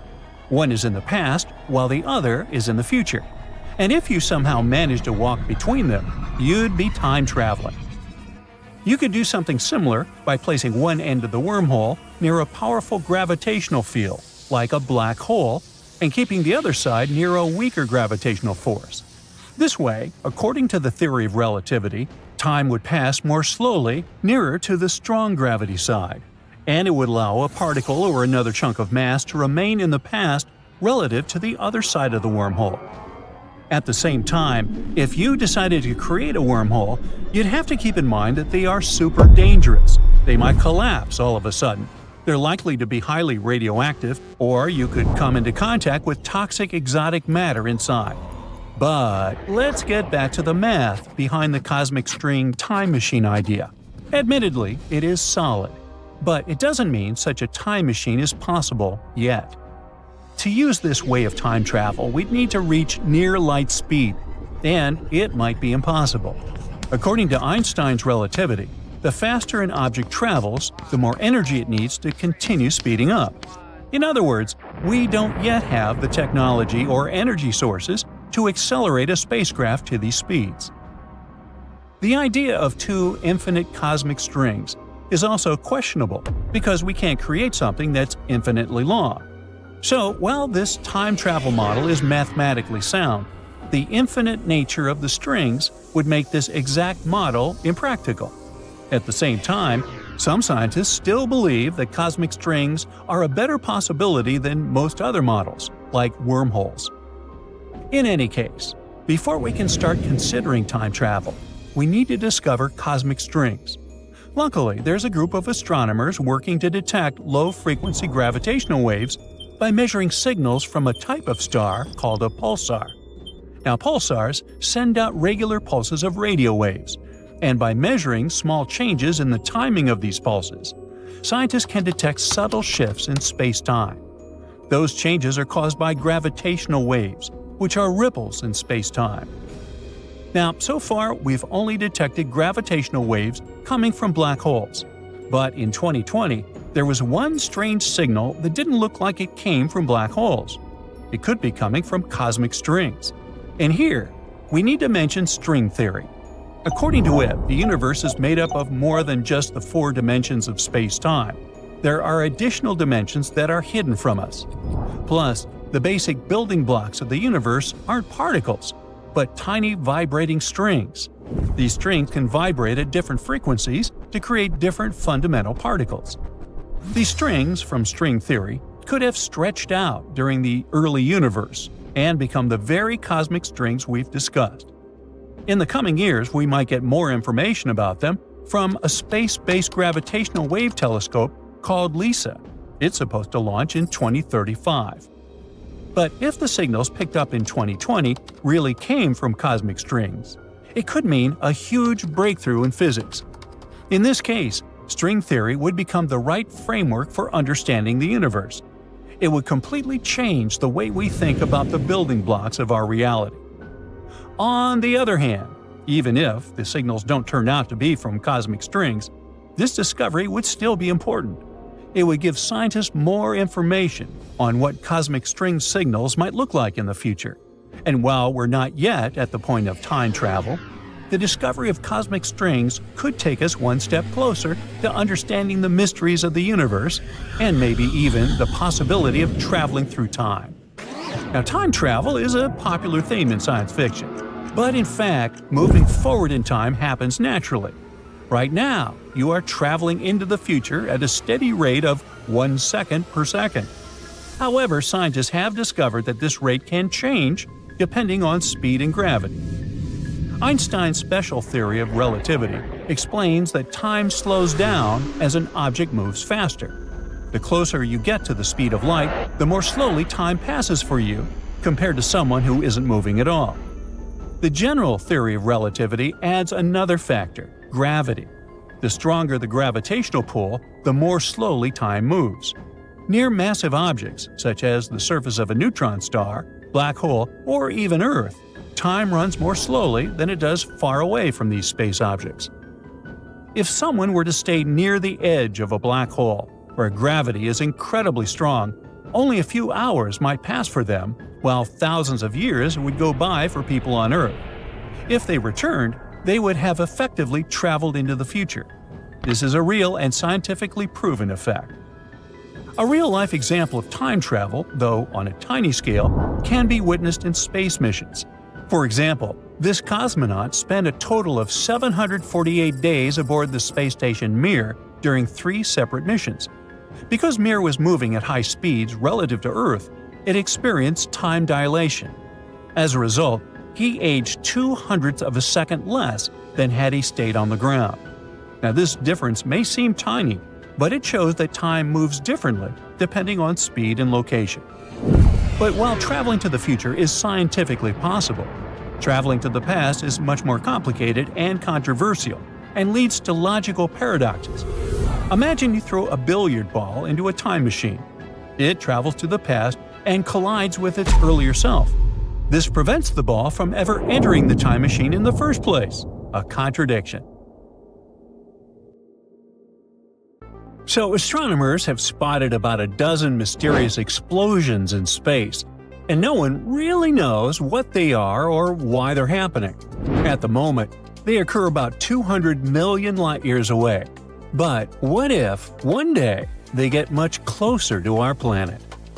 Now, this all started back in 2018. One day, telescopes saw a giant boom far away in space. That explosion was incredibly bright, about 100 times brighter than a normal star explosion, called a supernova. The strange thing was that normal supernovae take weeks or even months to fade away. But that one went from kaboom to poof, gone, in just a few days. It got extremely hot and huge, about the size of our whole solar system, and then vanished like it never happened. Scientists were seriously confused. Now, they named the explosion the Cow, because its official name was too long and not exciting at all. Since then, astronomers have been hunting for more of those oddball explosions. And indeed, they've found a few more and given them weird animal names too. That's how we got the koala in 2018, the camel in 2020, the Tasmanian devil in 2022, and the finch, or the fawn, in 2023. All of those are part of a strange group called LFBOTs. That stands for Luminous Fast Blue Optical Transients. Luminous means they're super bright. Fast because they happen and disappear really quickly. The blue color results from their temperature. They're super hot, like 72,000 degrees Fahrenheit. And optical transients means they show up in visible light and don't stick around for long. Even now, the scientists are still scratching their heads, trying to figure out what's causing these bizarre space flashes. It's like the universe is playing a mysterious game, and no one knows the rules yet. At first, scientists thought those space explosions were failed supernovae. That's when a star tries to explode but instead collapses in on itself, kind of like a balloon popping inward. That collapse can create a black hole in the middle that will eat the star from the inside out. But recently, a new theory has popped up, and it's even cooler and creepier. It has to do with black holes, super squished leftovers from exploded stars.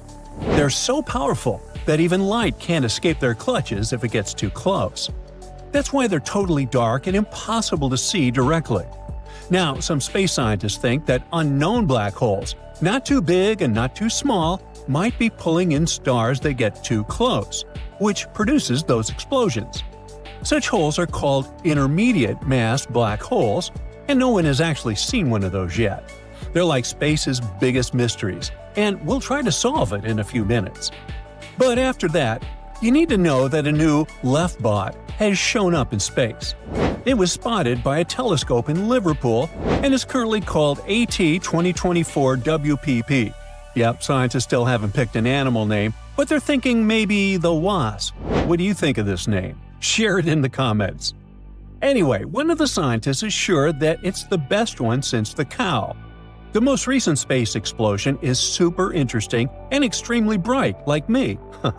Maybe the brightest one since this whole left-bot thing began in 2018. This new WASP boom also doesn't look like a failed supernova. And still, scientists are checking all the data just to be sure. Now, scientists are pretty sure mid-sized black holes that could cause the explosions must exist somewhere. It's like knowing a secret creature might be hiding in space, but no one has gotten a photo of it yet. Some scientists think that this idea is the most exciting, and that it might even help explain dark matter, one of the biggest mysteries in the entire universe. Well, whatever the truth is, a recent discovery might shed light on the existence of mid-sized black holes. The thing is, when it comes to black holes, space has a few different sizes: small, super huge, and something in the middle. The small ones are called stellar mass black holes. They're around 5 to 50 times heavier than our Sun. The giant ones are called supermassive black holes. Makes sense. They're millions or even billions of times heavier than the Sun. They usually hang out in the middle of galaxies. And then there's the mysterious kind in between, called intermediate mass black holes. Those are like the missing link of black holes. Scientists are pretty sure they should exist, but we barely know anything about them, like where they came from, how they grow, or what they're made of. Good news, that mystery might finally be getting solved. Thanks to several new studies, scientists now have some exciting new clues. Researchers have found waves in space, which are called gravitational waves, that seem to come from black holes smashing into each other. And not just any black holes, but ones that are 100 to 300 times heavier than the Sun, which may mean that they're those mysterious mid-sized black holes. Plus, those are the biggest black hole collisions we've ever recorded on Earth. Now, black holes are like space fossils, super old history clues. And those newly discovered black holes could tell us about the first stars that ever lit up the universe. The problem lies in the fact that our tools on Earth, like LIGO, which stands for Laser Interferometer Gravitational Wave Observatory, only catch a tiny moment of these black holes crashing together, literally just a split second.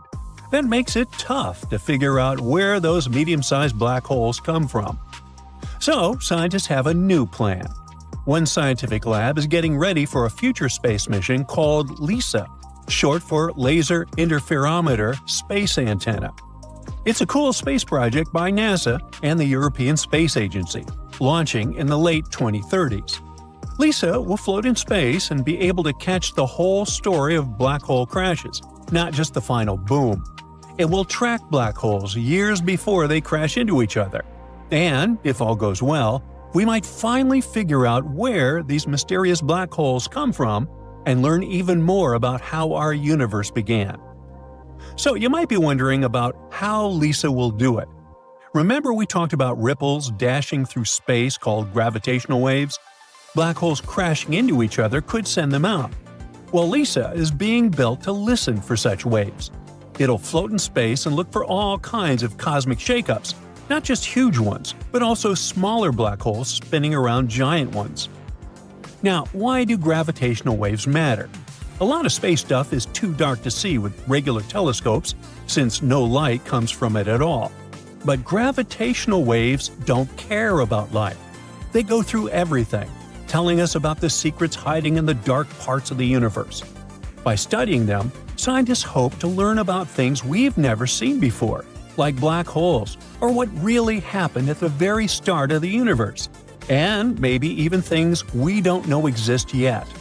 LISA will help us figure out how the universe began, how it's changing, and what it's made of. Now, getting back to those black hole collisions, finding them isn't easy. But researchers have come up with a smart solution.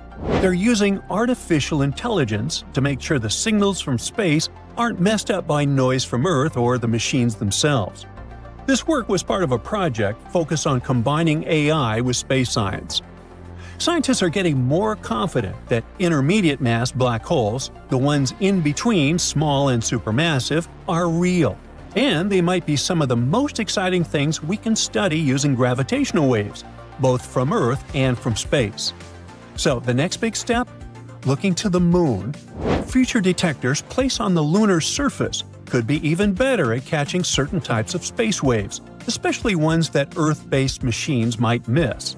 That would help scientists figure out where those black holes dwell in space. Besides this research, scientists are also planning human exploration of the Moon. They're helping NASA choose the best spots for future missions, focusing on big science goals like solar physics, space weather, and how the universe works. Right now is a super exciting time, not just for studying black holes, but also for connecting space exploration and science. Scientists have thought for a long time that really huge black holes, those called supermassive black holes, sit in the middle of all big galaxies. But for some reason, try as they might, they couldn't find one in a galaxy called the Southern Pinwheel Galaxy, aka Messier 83, or M83, a spiral-shaped galaxy about 15 million light-years away from us. Still, researchers were sure it would be there. That was super confusing. And now, the super powerful James Webb Space Telescope might have found a clue that there really is a supermassive black hole hiding in the middle of M83. Supermassive black holes eat up huge amounts of gas and dust, which makes them glow super bright. M83 didn't seem to shine, but could this glow be hidden by thick clouds of dust? Indeed, James Webb's amazing cameras have spotted clumps of special ionized gas that show up when a black hole is doing its thing, gobbling matter. So basically, the black hole could be playing hide-and-seek with us, and JWST might have just helped us figure out this long-standing mystery. So what exactly did scientists see? It was a glowing light coming from neon gas that needs a huge amount of energy, much more than what normal stars can make. This glow is a strong clue of a hidden active galactic nucleus. Even powerful star explosions, called supernovas, don't give off enough energy to make this kind of light. So, a supermassive black hole seems like the most likely reason. On the other hand, it's not the only possible reason.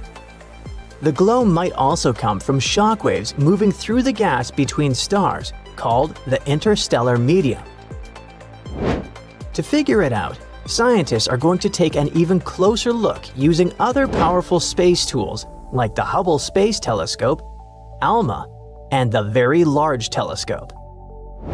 At the same time, this discovery shows how amazing the James Webb Space Telescope is. Apparently, it can find things in space that were safely hidden from our eyes before. Another example is an impossible black hole it helped to detect. On second thought, this discovery might not be as astonishing as it seemed at first. Let's figure out this mystery together. The thing is, astronomers thought they had found a super hungry black hole that was eating stuff 40 times faster than it should. And that was something that didn't make sense with the existing laws of physics. That black hole, called LID 568, was spotted with the help of the James Webb Space Telescope. It was from the early days of the universe, having formed just 1.5 billion years after the Big Bang. So, at first, it looked like the ravenous black hole was eating way too much and way too fast. That would have made it grow really big really quickly, which was surprising for such an early time in the universe. But now, after looking again with the Webb telescope, scientists realized they had been wrong all this time. The black hole hasn't been breaking the rules at all. What actually happened was that thick dust got in the way and made it look like it was eating more than it really was. Here's how black holes normally work. When stuff falls into them, it gets super hot and shines brightly. There's a rule called the Eddington limit, which tells us that the most a black hole can eat is based on how big it is. If a black hole tries to eat more, the light it gives off pushes the stuff away, so it can't eat anymore. Some black holes can eat a little more than this rule says. This is called super Eddington accretion, but not as much as 40 times. And the first guess said that LID 568 was doing just that, breaking this limit in a big way. And then, the new study, published in April 2025, showed that the black hole was actually eating at a normal rate. The mistake came from not seeing clearly because of all the dust in space. It blocks and scatters light, making it harder for us to see the black hole clearly. So, in the end, our hungry friend turned out to be not so hungry and pretty normal. Kinda disappointing, right? Scientists say that if a black hole is hidden by dust, like LID 568, you have to fix the light measurements for the dust to get the right size for the black hole. If you don't do that, you might get the wrong number for how big the black hole is, which also messes up the calculation for the Eddington limit. In their study, the team measured the black hole size using infrared light. This light is not blocked by dust as much as regular light, which is what scientists usually use. Thanks to this, they found out that the black hole was almost 1 billion times bigger than the Sun, and about 40 times bigger than the old guess. With this new, bigger size, they could fix the calculation for the Eddington limit, which made it clear that the black hole wasn't as hungry and bizarre as they thought. So, its feeding habits don't mean it's a super huge black hole growing really fast. Scientists have known that dust can mess up measurements of black holes, but they haven't always been good at fixing it when studying galaxies far away. This means that other black holes might have also been measured incorrectly, and people might have misunderstood them. The team's new way of measuring could help scientists learn more about these black holes that are hidden by dust in galaxies, especially the little red dots galaxies discovered with the James Webb Space Telescope. When scientists look at the first pictures of those faraway parts of the universe, they found something totally new: a bunch of tiny, super red galaxies. They named them the little red dots. There are hundreds of them. These dots only show up during a short time in the universe's history, when the universe was about 1 billion years old. And these little red dots are super confusing. They kind of look like two totally different things: really heavy galaxies packed with stars, or modestly sized galaxies with a supermassive black hole in the middle. But one thing is clear: the typical red dot galaxy is tiny, only about 2% the size of our home Milky Way galaxy, and some are even smaller. So, what makes them shine? There are two main ideas. One of them claims that each little red dot is filled with a crazy number of stars, up to 100 billion, which is about the same number of stars as the Milky Way, even though a red dot is way smaller. Imagine standing in a huge, quiet room. That's like space near our solar system. Now imagine that same room completely jam-packed with the whole population of a very large country. Super crowded. That's what the inside of a little red dot might be like. It could be one of the most crowded places in the universe. Scientists aren't even sure galaxies this packed can really exist. Another idea is that these red dots are small galaxies with a giant black hole in the center. Scientists can spot signs of black holes by looking at how gas swirls around them. It gives off a special kind of light. And in many little red dots, they've seen those signs. Now, here's the strange part. The black holes seem way too big for such tiny galaxies. Usually, a black hole is only a tiny part of a galaxy's weight, about 0.1%. But in some of these dots, the black hole might be almost as heavy as the whole galaxy. That's really unusual, so scientists call those monsters overmassive black holes. And there's one more mystery. Normal black holes give off X-rays, and these ones don't. Even when scientists use special telescopes to look for X-rays, they couldn't find any. It's like these black holes are playing hide and seek, and we don't have the necessary means to find them yet. You know, oceans cover around 70% of Earth's surface, and we have only explored 5 to 20% of them. And now, astronomers have found more water, a huge stash floating out there in space by a quasar that's more than 12 billion light-years away. And we aren't talking about just a little puddle. It's a mind-blowing amount of water, about 140 trillion times more than all the water in Earth's oceans combined. It's hanging around a supermassive black hole that's a staggering 20 billion times bigger than our Sun. This black hole is surrounded by a super bright quasar. It gives off as much energy as you get if you gathered 1,000 trillion suns. I can't count that high. Oh, by the way, since light takes time to reach us, we're seeing this quasar as it was when the universe was still very young. Astronomers are sure that the newly discovered water reservoir is the farthest and biggest we have ever found in space. Mark Bradford from NASA's Jet Propulsion Laboratory explains that the environment of this quasar is so unique that it's capable of creating an incredible amount of water.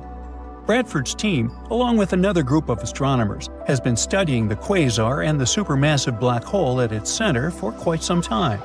They've noticed that as the black hole pulls in surrounding matter, it heats up the nearby gas and dust. This process has created a region packed with molecules that have never been observed at such a great distance before. Now, quasars were first spotted around 50 years ago, when telescopes picked up super bright objects way out in space.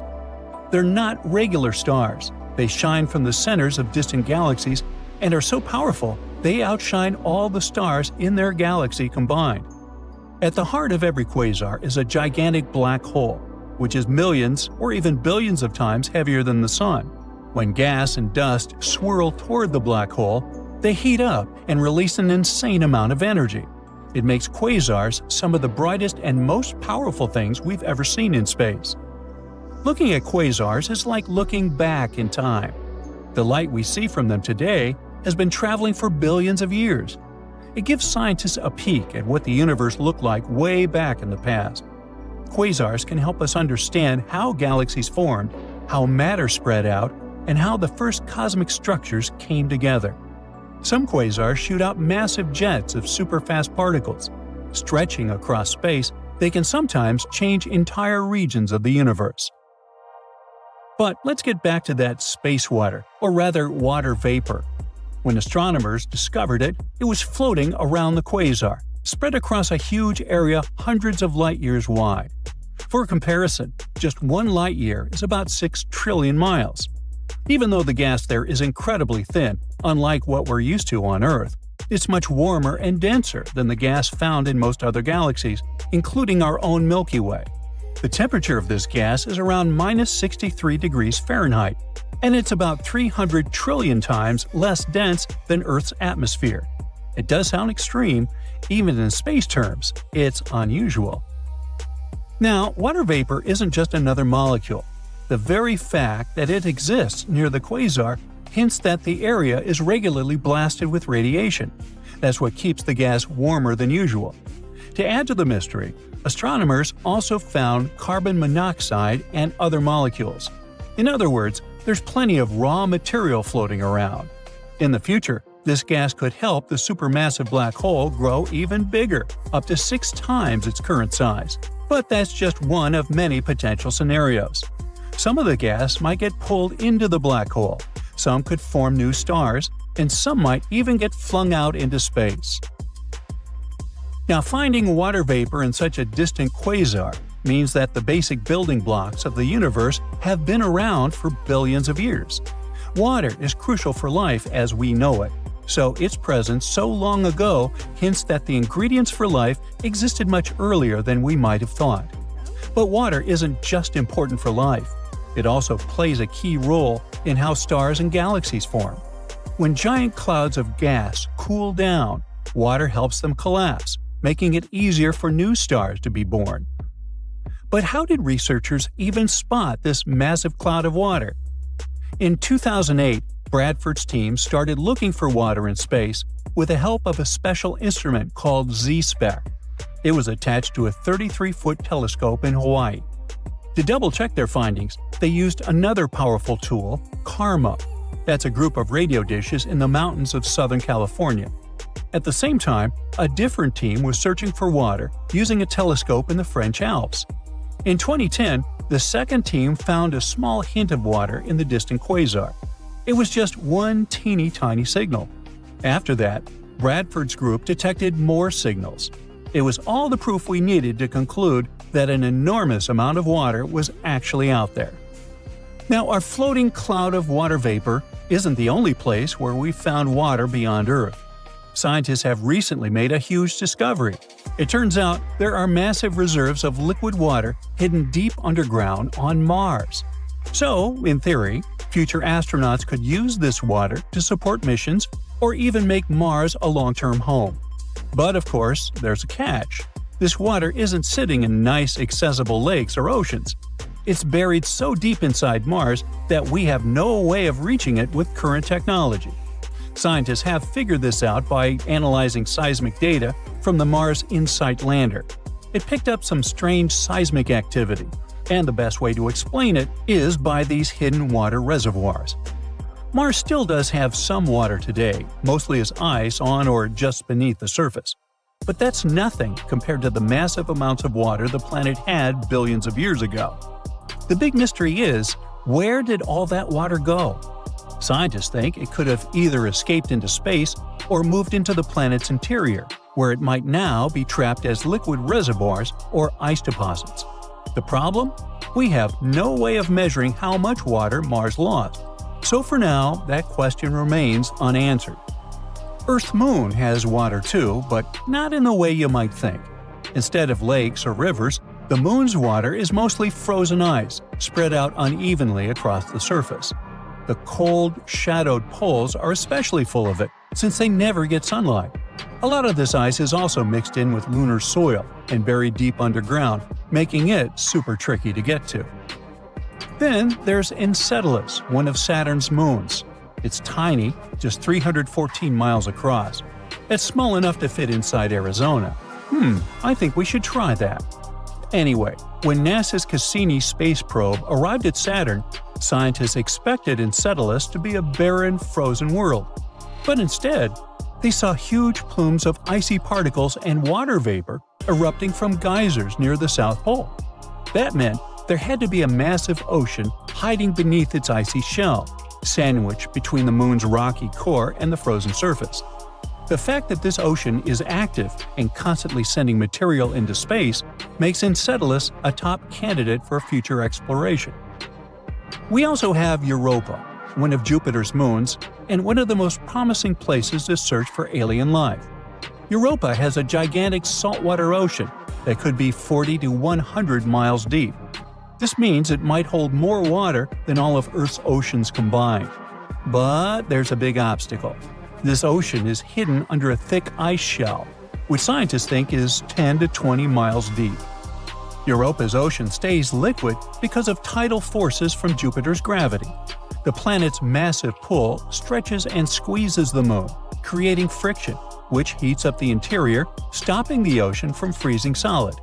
And the most exciting part is that scientists think water plumes might be erupting from cracks in Europa's ice, shooting ocean water into space.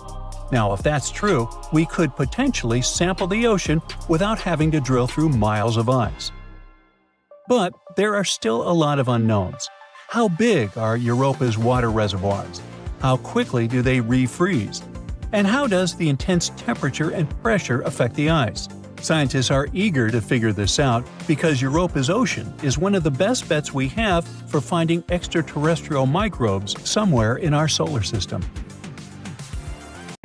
Psst, a giant is hiding in the sky.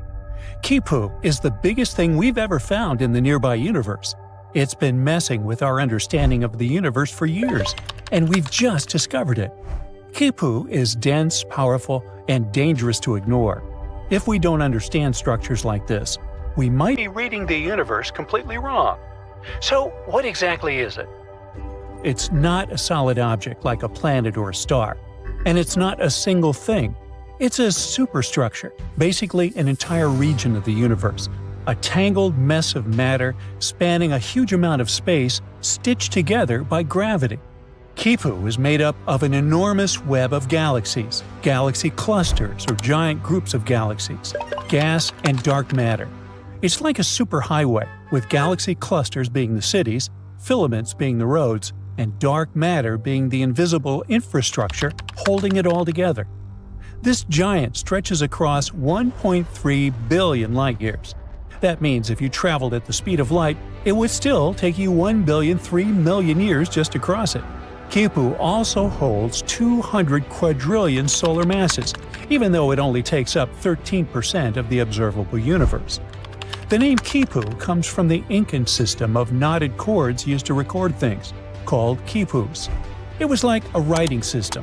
In that system, each knot, color, and twist told a story, numbers, taxes, harvests, and so on.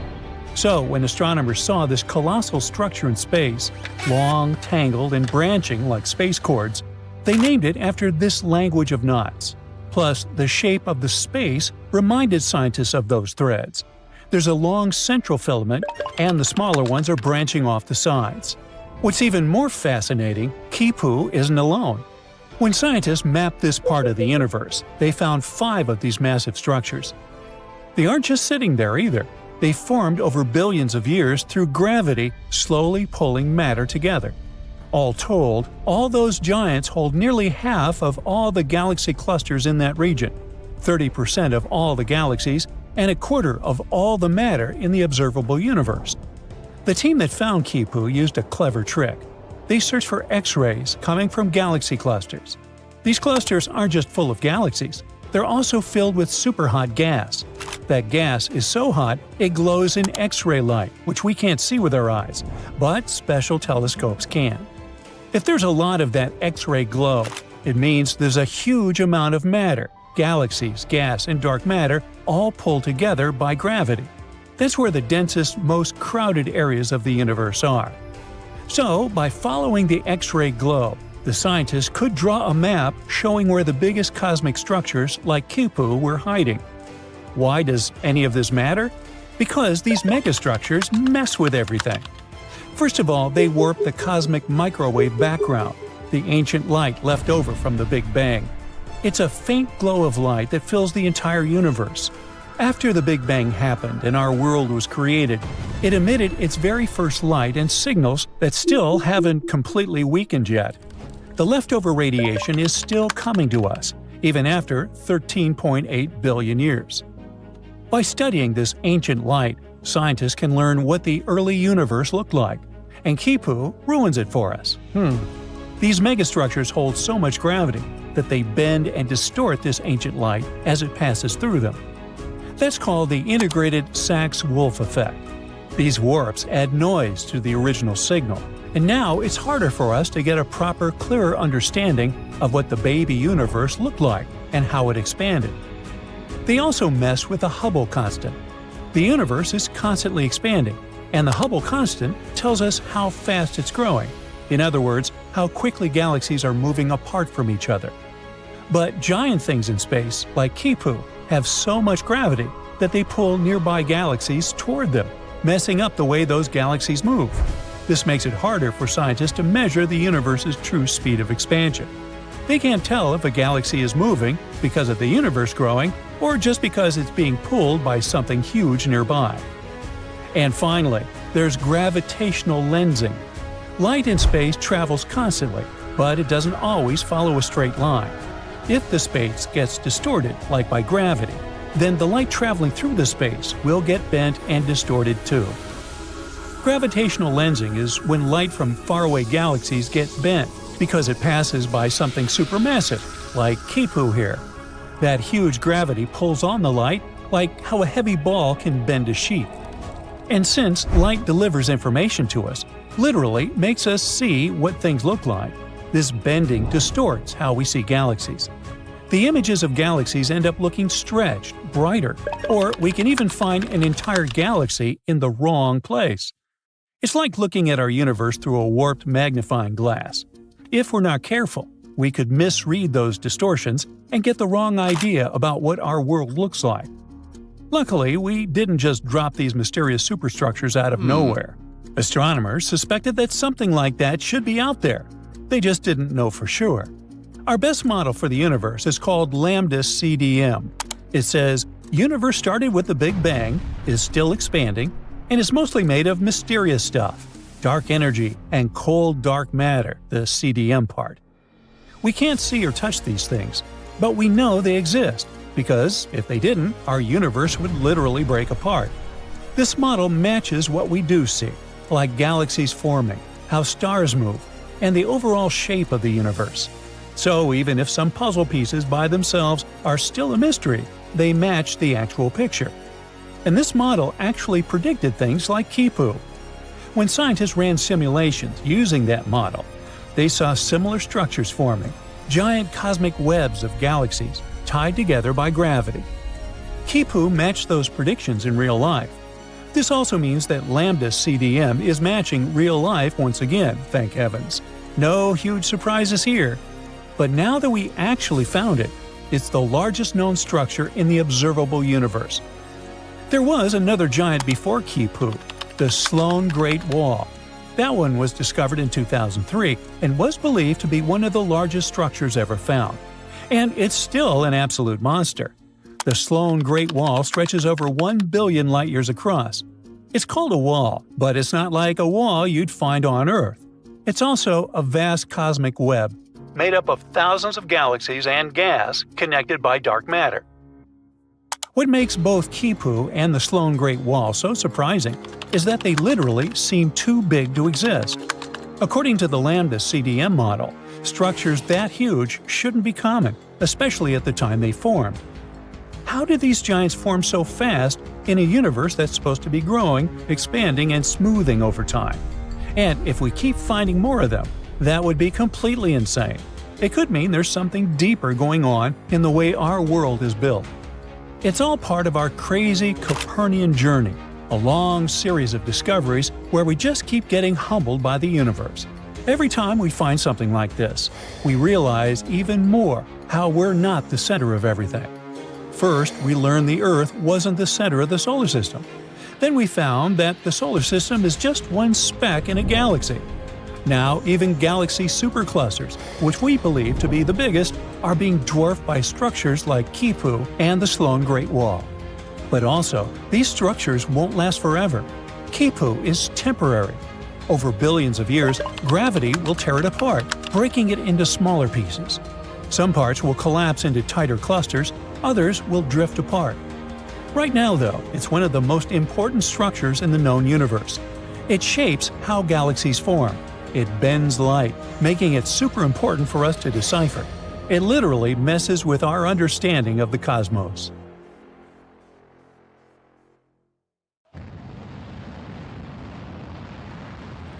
NASA sent a spacecraft right into the sun. It's the fastest human-made object ever, and could cover the distance from Philadelphia to Washington, D.C. in just 1 second.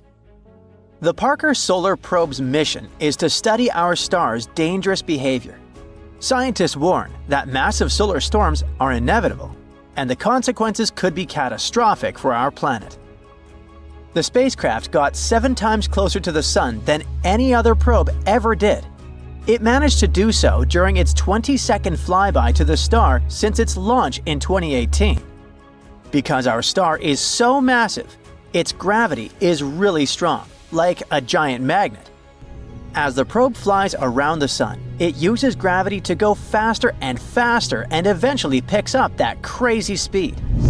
As it got closer and closer to the sun's corona, which is its outer atmosphere, the probe had to survive temperatures of 2,552 degrees Fahrenheit. That's hot enough to melt many metals. It was protected from that heat and radiation by a 4.5-inch thick carbon shield. It kept the tools inside the probe safe and running at around room temperature. The scientists went to all this effort because they're hoping to solve a big mystery about the sun that's been puzzling them for ages. The surface of our main star is already super hot, but as you move closer out to the corona, the temperature shoots up to millions of degrees. And it doesn't make any sense because it's farther away from the sun. So maybe we could finally get some answers about this heat phenomenon. The mission is also going to help us understand something called solar wind. The sun is constantly shooting out tiny bits of energy and charged particles into space, like a never-ending breeze of electricity. When this solar wind hits Earth, it can create amazing light shows in the sky called auroras. The more active the sun is, the farther south you can see auroras. Our star follows natural cycles that last about 11 years. The activity goes from low to high and back down to low. Right now, we're in the solar maximum, the peak of the activity cycle. That's why we've spotted beautiful auroras in the most unexpected places in 2024. The downside to it is that the sun's activity can send out bursts of energy and charged particles that can mess up things like radios, satellites, and even GPS. It can be dangerous, especially for astronauts out in space who aren't as protected as we are here on Earth. Humans wouldn't feel the compression of the planet's electromagnetic field because of all the extra radiation, but power grids are really sensitive to it. If we don't act fast when it happens, the influx of energy will go into power transformers all over the world, disrupt them, and leave big areas without electricity. If this happens during a hurricane or a tornado, when communication is already super important, it could make it much harder for emergency services to communicate and save lives. That's why it's so important to learn to predict this space weather. It's tricky because, unlike most disasters, like earthquakes, floods, and volcanoes, it doesn't leave behind any kind of physical evidence. The only big solar storms we really know about happened in 1859 and 1921. The first one, called the Carrington event, was so wild that it made sparks fly from telegraph wires. The auroras were seen all the way near the equator. Scientists back then were using a special kind of paper that reacted to light to record solar activity. During the Carrington event, the reading from the sun went off the page, literally. Whatever was happening, it was so extreme that we still don't fully understand it. Then, there was the New York Railroad Storm of 1921. It was powerful enough to knock out telegraph systems across the US, Europe, and the Southern Hemisphere. The storm boosted radio transmissions for a bit, making them travel farther than usual. But back then, there weren't nearly as many radios, so it wasn't super helpful. The bigger problem was the electrical grid in the US, which was heavily damaged. Back in 1859 and 1921, people weren't as dependent on tech as we are now. If a storm like that hits today, the consequences could be way more catastrophic. Scientists from New Zealand who study space weather are working on simulations trying to prevent disasters from happening. They say one of the possible options to do it is to study other suns like ours elsewhere in space. If we get data from thousands of stars, not just one, the picture for analysis would be more complete. So far, scientists have launched or plan to launch several other missions in addition to the Parker Solar Probe. Meanwhile, NASA is working on another mission, launching Endurance, robotic moon machinery on steroids. Its main mission will be to collect samples from key lunar locations that will later be retrieved by astronauts from the Artemis program. These samples are spread across the largest impact basin on the Moon, separated by hundreds of miles. To do it, Endurance will have to be way more advanced than Perseverance, NASA's current most cutting-edge rover. Endurance will drive roughly 100 times further, drive 10 times faster, and collect roughly 200 times more sample mass. Endurance would also be the first planetary rover to drive at night. And because it will be on the far side of the Moon with limited communication to Earth and surface data, it will have to drive autonomously between sample locks and make its own decisions in tough conditions. When it reaches its destination, it's going to switch to a more classic way of doing things. Scientists back on Earth will get involved directly, guiding the rover to explore the sites and collect samples. The teams on Earth will also keep an eye on how the rover is doing by monitoring its telemetry, which is the data it sends back, like its health stats. If they spot any signs that a part is wearing out or something isn't working quite right, they'll tweak the plan to keep things running smoothly. All this will cost huge amounts of money, probably way more than the Viper moon mission that was cancelled after NASA had spent around $450 million on it. While Endurance is in the planning stage, the Blue Ghost lunar lander is already on its way to the Moon. Its main mission is research.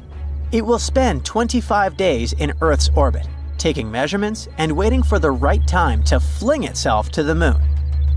After 4 days in transit, Blue Ghost will hang out in lunar orbit for another 16 days to collect more data. Then it will descend to one of the largest basins on the Moon and spend one lunar day there. It will measure subsurface thermal data, radiation levels, and other important data. At the end of its mission, Blue Ghost will take some final pictures of the lunar sunset. It isn't designed to return back to our planet, so when the night falls, it will do some final work and go offline for good. NASA chose the team of University of Florida aerospace engineers to work on another innovative space project. It will cost $12 million, and its goal will be to improve the way we track changes in tectonic plates and oceans on Earth from space. It will use state-of-the-art sensors that will measure even the tiniest gravitational changes. The data it gets will help scientists monitor droughts, assess groundwater reserves, and better understand changes in sea levels. They expect to launch it around 2027 aboard a SpaceX Falcon 9 rocket. This signal had been traveling through space for 200 million years, and now, when it finally reached Earth, it brought a fascinating story with itself. It might even help us solve an 18-year-long mystery. We caught this one in 2022. It was such an intense burst of radio waves. Even though it lit up for a fraction of a second, it outshined entire galaxies. At first, this signal hasn't caught attention because we've seen similar things before. It was a fast radio burst, or FRB for short. These guys have been a mystery for years now, all because we have no idea where they come from. Now, FRBs are brief booms of energy, coming to us from all over outer space. They're barely catchable, lasting up to 3 seconds. But they're also very hard to miss, because their power is absolutely unimaginable. One little burst can release as much energy as the sun does in an entire day. They've been a puzzle for us ever since 2007. We've caught over 1,000 of those signals from literally everywhere, from our own galaxy to places as far as 8 billion light-years away. And none of them revealed where they're coming from or what they mean. At least we know they're not from extraterrestrial creatures. They have to be coming from something that happens nearly constantly, and this recent signal might finally help us learn the truth. It lasted about 2 milliseconds, and it wasn't particularly bright. But when researchers took a closer look, they realized they can actually finally track this one. They got to it immediately. They saw that the burst came from a galaxy about 200 million light-years away. In other words, this is exactly how long these radio waves have been traveling to us. The signal flickered in a weird pattern. This is what we call a scintillation. When light or radio waves travel to us, they can stumble upon unexpected crazy clouds of gas. The particles in light waves start bouncing off this gas, which disturbs the signal a little bit. So, when we received it, it was a bit weird and distorted, kind of like me. But this exact cloud was what helped us locate where exactly this signal came from. Turns out, it came from a neutron star. Now, these are some fascinating guys. They're the remnants of stars that live fast and burn bright. When a powerful star like this, much larger than our Earth, runs out of fuel, it can no longer support its weight. So it goes away with an insane spectacle called a supernova. During its last moments, its core collapses under its own super-strong gravity, and this creates one of the densest objects in the universe. Again, a lot like me. Hey, what can I say? For curiosity, let's compare it to osmium, the most dense element on our planet. If you had a small cube of osmium, it would weigh around 0.8 pounds. That's already pretty heavy, and it means that 1 cubic foot of osmium would weigh a shocking 1,410 pounds. That's like an average cow. Now, just try to guess how much a small cube of neutron star would weigh.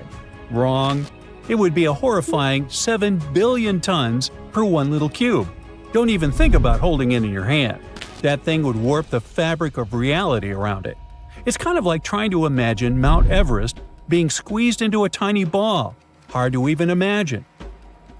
So, even though they're so heavy, these stars are surprisingly small, only about 6 miles in radius. That's like a city size, and it would still weigh more than our Sun. But if that's not enough horror for you, the neutron star we're talking about wasn't your regular one. It was a magnetar. Now, magnetar is a rare type of neutron star. When a neutron star is born, there's only a 10% chance that it will become one of those guys. It can happen if, while the star is collapsing, its magnetic field grows wildly stronger. The spin is rapid, the insides are going wild, and boom! We've got a magnetic field 1 trillion times stronger than Earth's. More than that, these are among the most extreme magnetic fields in the entire universe. They can literally rip atoms apart. Which is exactly what they do.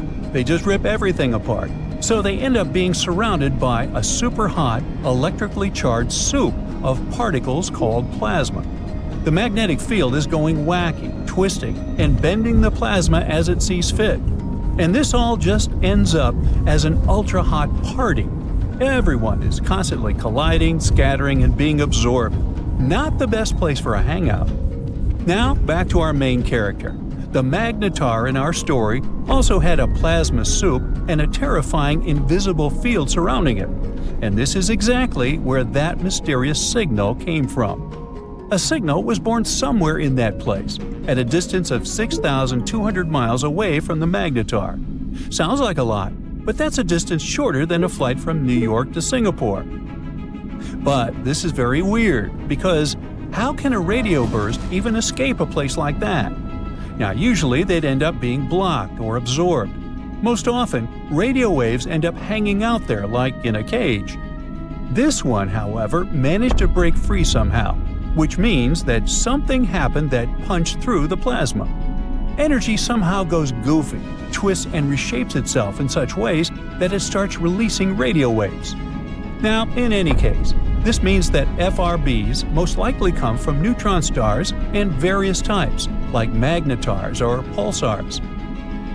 Recently, astronomers made a new amazing telescope called CHIME, the Canadian Hydrogen Intensity Mapping Experiment, a mouthful. This one detects FRBs literally every day. FRBs are full of surprises in general. In the same year, we discovered an FRB with periodic peaks lasting over 3 seconds. much longer than typical bursts. This one could also come from a neutron star. But if it was just neutron stars, we wouldn't probably receive them all that often. It looks like these signals are very diverse and might actually be born from all sorts of places, like near black holes. So there are some other theories about their origin. For example, they could come from two stars smashing into each other. What could be more epic than that? A collision of two stars would release unimaginable energy, and they destroy each other completely. Uh-oh. Some astronomers think they could explain FRBs, but of course, that's not something that happens often at all. Also, FRBs sometimes repeat. Most of them flash once and disappear, but sometimes they almost flicker like the one we discussed. Some of them even follow very precise patterns. For example, one well-known repeater follows a 16-day cycle. It goes crazy for about 4 days and then goes quiet for 12 days before starting again. This one is hard to explain even with neutron stars. There has to be some unique astrophysical mechanism at play. Maybe something that orbits something else. But anyway, a star's collision would only explain signals that flash once and never again. Another possibility is the blitzar. It's a goofy name for a very dramatic idea: a neutron star turning into a black hole. Once again, an event like that unleashes a huge burst of radio waves. But, again, an occasion like that would be incredibly rare, and the signals aren't supposed to repeat. Black holes themselves are a pretty good option, though. They're central to many FRB theories. Could these bursts come from a neutron star falling into a black hole? Or from a collapsing black hole itself? Maybe even dark matter interacting with a black hole? Hey, who knows? Let's just throw all the ideas in there. Of course, the thing that everyone's most excited about is extraterrestrial civilization. Maybe not all of these bursts, but at least some of them could be signals from our intelligent neighbors. But like we said, that's very unlikely, considering that the signals come from all over the sky and many different distances. Also, almost all of them are the same, and that would be super hard and weird from an intelligent civilization to try and reproduce. Though who knows what else we might discover in the future. You're standing next to a huge floor-to-ceiling window of the spaceship/wandering city you've been calling your home for a dozen years, along with a few hundred other people. You're watching a fascinating object nearing your spaceship, wondering if it'll bring an end to this journey and your life. It looks like an asteroid, but acts like a comet, moving as if something is pushing it. Can it be the engine created by another space civilization?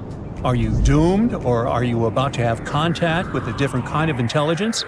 Now, let's leave this post-apocalyptic fantasy and take a closer look at these space invaders called dark comets. The most intriguing question is obviously, what makes them move? Most likely it's some gas or material escaping from the surface of these space objects. Interestingly, until recently, no one has even been sure they existed. The first dark comet was discovered just a few years ago, and since then, researchers have identified 14 of them, including 7 new ones found just recently.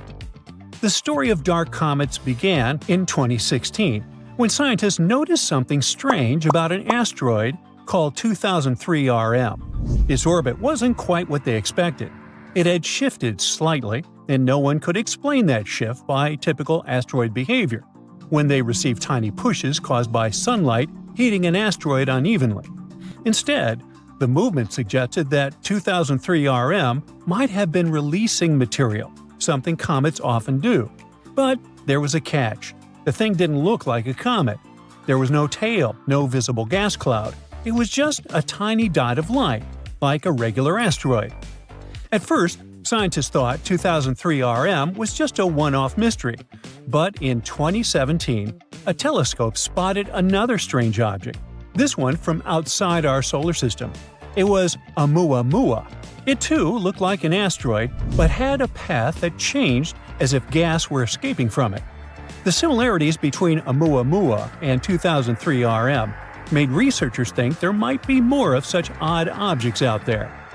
By 2023, 7 more had been discovered in our solar system. These discoveries were enough to give this new type of object the name of dark comets.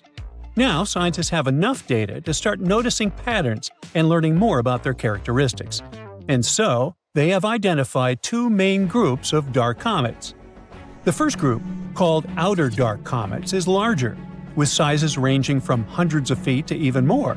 They follow long elliptical orbits, similar to traditional comets that come from regions near Jupiter. The second group, inner dark comets, is smaller, usually tens of feet across. These comets move in almost circular orbits and stay closer to the Sun, near planets like Earth, Venus, and Mars. The main question these days is, where do dark comets come from? Can they be the remnants of larger bodies that broke apart? These space bodies could help us understand the history of the solar system. What if they had delivered the ingredients for life to early Earth? Once we study dark comets better, we might figure out if they contain materials like ice or organic compounds. And indeed, some researchers are sure that dark comets may contain or once have contained ice and played a big role in bringing water to Earth. According to a couple of studies, some asteroids in the asteroid belt, a region between Mars and Jupiter filled with rocky debris, might have ice beneath their surfaces, and this ice from the asteroid belt could have traveled into near-Earth space. In other words, it could be a pathway for water to reach our planet. So far, no one is saying that dark comets definitely brought water to Earth, but they might be another mechanism for moving ice from one part of the solar system to another. The study also hints at a connection between dark comets and a group known as Jupiter family comets. These are comets whose orbits are strongly influenced by the gravity of Jupiter, often pulling them inward toward the Sun. This connection makes it even more difficult to understand where dark comets come from and how they behave. Now, let's take a closer look at the differences between asteroids and comets. Traditional asteroids are rocky bodies that orbit relatively close to the Sun, typically within the ice line.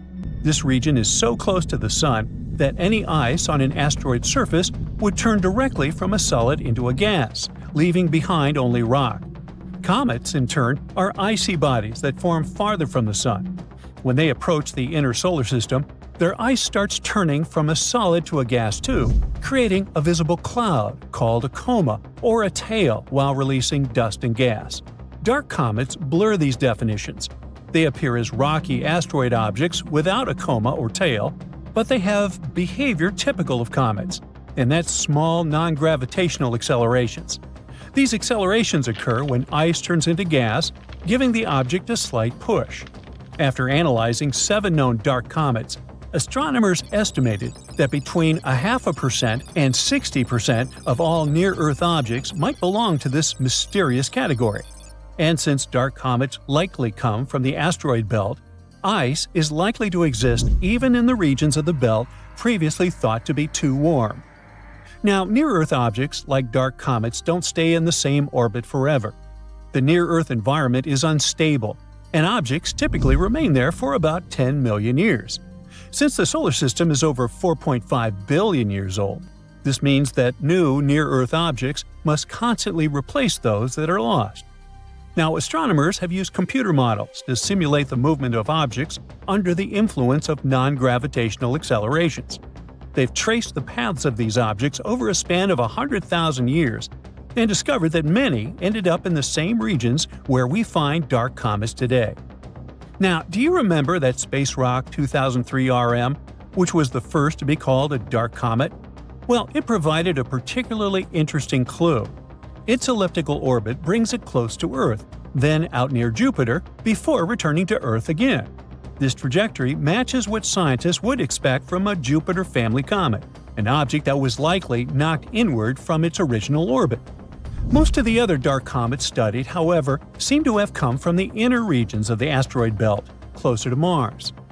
Dark comets are often small and spin rapidly. Astronomers often describe them as dirty ice cubes, all because these objects are a mix of rock and ice, and when they cross the ice line, their ice begins to turn into gas.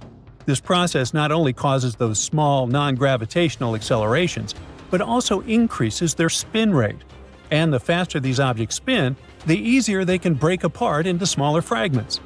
The pieces that break off also have ice, And as they spin faster and faster, they break into even smaller pieces. This process continues until you're left with very small, fast-spinning objects. This cycle of fragmentation helps explain why dark comets are often so tiny. But it could also mean there are more of them than we currently know about. The dark comet research provides new insights into the distribution of ice in the solar system and its potential pathways into the near-Earth environment. It also raises intriguing questions. For example, how much ice remains hidden in the asteroid belt? Or could dark comets have played a role in delivering water or organic materials to Earth? One of the most important points is that dark comets may represent a significant part of near-Earth objects. If it turns out to be true, it could mean that our understanding of the population of near-Earth objects and their potential risks for our planet is far from complete. The processes shaping dark comets, from sublimation to fragmentation, could be a major factor in the evolution of icy bodies throughout the solar system. Luckily, these days, scientists have an opportunity to combine advanced modeling with observations, which can eventually shed light on that very elusive class of objects that could have clues to the history of water and life on Earth. Imagine a giant, immensely powerful storm rotating over your head. You'd be terrified if you could see it. But this storm is invisible to the unaided eye. It isn't your regular hurricane. This intense phenomenon happens in space. Space hurricanes are giant swirling storms that form not in our oceans but up in the ionosphere. It's part of Earth's upper atmosphere charged with energy from the sun. Space storms look a lot like traditional hurricanes, except they're made up of plasma, supercharged gases, and instead of raining water, they rain electrons. These massive rotating hurricanes appear over Earth's polar regions. Now, think of a space hurricane as a giant funnel or whirlpool of energy spiraling over the polar regions. It's only visible from high altitudes or by satellites. Space hurricanes also produce cyclone-like auroras. Such colorful light shows look similar to good old auroras, but there's a big twist. Space auroras usually spin near the North Pole for several hours, raining charged particles into the upper atmosphere. Hurricanes on Earth are born from warm ocean water and low-pressure areas. They're fueled by Earth's rotation and heat energy from the ocean. Space hurricanes, on the other hand, are created by a different process altogether. They're influenced by magnetic fields instead of Earth's water. When the solar wind, a steady flow of charged particles coming from the sun, comes into contact with Earth's magnetic field in just the right way, it creates a kind of swirling vortex of energy high up in the ionosphere. It starts spinning, much like how a regular hurricane spins in the atmosphere. Now, let's go all the way back to 2014. That was the first time researchers spotted a massive space storm over the Arctic using satellite data. That hurricane was huge, but at that time, they didn't know exactly what it was. What they did know was that its base stretched over 600 miles in diameter, and it had multiple spiral arms that looked just like the arms of a traditional hurricane. The storm also had a calm eye in the center. There, the plasma was still compared to the fast-rotating outer regions. Some parts of this storm spun at speeds up to 4,700 miles per hour. It's an incredible speed compared to Earth's hurricanes. The team observed the phenomenon for 8 hours. After that, it gradually broke down. Scientists managed to identify this storm as a space hurricane only in 2021, using observations that had been made several years before. Space hurricanes have several distinct features. First, it's cyclone-shaped, massive, bright auroras that can last for hours. Then there's the eye of the storm, a calm, stable center of the hurricane. A space hurricane also creates a circular magnetic field with strong disturbances around it. Plus, scientists mention electron rains in the ionosphere. These rains are what causes those bright, colorful auroras right below the storm. But how do space hurricanes form? To understand this process, we need to first talk about regular auroras, like the northern lights. The sun emits a stream of charged particles, also known as the solar wind, non-stop. And sometimes, this wind brings massive bursts of energy towards Earth.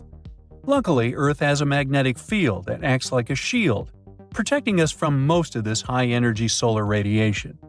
But when solar winds are too strong, they can get into the upper atmosphere, especially near the poles. When these particles from the sun hit Earth's magnetic field, they release energy that lights up the sky in the form of auroras. Now, in a typical aurora, electrons from the solar wind excite nitrogen and oxygen molecules in the atmosphere, which then emit light, leading to colorful shows in the sky. Space hurricanes are similar, but they happen at higher latitudes, above the region where auroras usually appear. They create a swirling, cyclone-like effect that looks quite different. Scientists are still studying the exact conditions necessary for a space hurricane to occur. But they already know that, surprisingly, such storms happen during very calm space weather. This is the opposite of traditional geomagnetic storms, which need intense solar activity. Space hurricanes need just the right balance of low solar wind and northward-pointing magnetic fields. And even though these storms are uncommon, they aren't impossible, hence those unique swirling storms above the poles. When scientists observe the space hurricane over the North Pole, they notice some shocking similarities to hurricanes on Earth. Just like the typical hurricane, a space hurricane has a central area where the plasma is calm. Even more curiously, the plasma in space hurricanes spins in a counterclockwise direction, which is like hurricanes raging in the northern hemisphere. The space hurricane also has multiple spiral arms, just like the ones you can see in satellite images of Earth hurricanes. Plus, the space hurricane doesn't need the strong solar winds that typically create disturbances in our atmosphere. No, it forms in periods of calm, just like how an Earth hurricane can only form if the winds in the atmosphere aren't too disruptive. Now, space hurricanes may be high above us, but they can still affect our daily lives, especially in areas related to satellite communications and space navigation. Those electron rains caused by the storm interfere with radio signals that travel through the upper atmosphere. It can disrupt GPS systems, radio communications, and radar systems. What's even worse, this interference can impact the orbits of space debris or space junk, which is already a problem for spacecraft and satellites in low Earth orbit. The storm's electron rain slightly heats up the atmosphere, which leads to extra drag on satellites and can potentially change their orbits. At the same time, the effects space hurricanes have on Earth aren't as direct and disastrous as those of hurricanes down here. They really don't pose any serious health risks to astronauts or damaged satellites. But researchers say that studying such storms can help improve predictions for satellite operations, especially for flights that cross polar regions. Now, interestingly, scientists didn't set out to find space hurricanes when they spotted one. The discovery was a total accident. It happened when Larry Lyons, a space physicist from UCLA, and his team were looking through satellite data for another study. In this study, they noticed unusually strong plasma flows in the polar cap, the region at Earth's poles where auroras usually don't appear. When they looked more closely, they saw that this plasma wasn't just flowing, it was swirling, creating a circular pattern with a bright auroral spot in the middle. The researchers were intrigued. They analyzed over 300 different space hurricane events that happened over a span of 11 years. These storms appeared most often in the afternoon during summer months. It made the scientists believe there might be certain times and conditions that could encourage their formation. Luckily, with new research tools and techniques, scientists have been able to identify space hurricanes with greater precision. And recently, they've spotted parallel storms happening near the South Pole as well. The most exciting thing about this research is that it might help us better understand Earth's space neighborhood and the way solar energy affects it. Scientists like Lyons believe that space hurricanes may not actually be a new phenomenon. They may have been occurring for a long time, but no one noticed them. Space plasma physicists point out that space hurricanes resemble a phenomenon people observed earlier. It's called high-latitude day-side auroras. At the same time, space hurricanes are much brighter, and they have stronger circular flows, which give them those hurricane-like arms. Understanding space hurricanes could eventually help scientists predict them. It would be useful for planning space missions and making satellites more reliable. Plus, by looking at these storms, researchers hope to create a more complete picture of how auroras behave at higher latitudes. And even though space hurricanes may seem purely like scientific curiosity, they can give us important clues about how Earth's magnetic field and atmosphere interact with the solar wind. And who knows?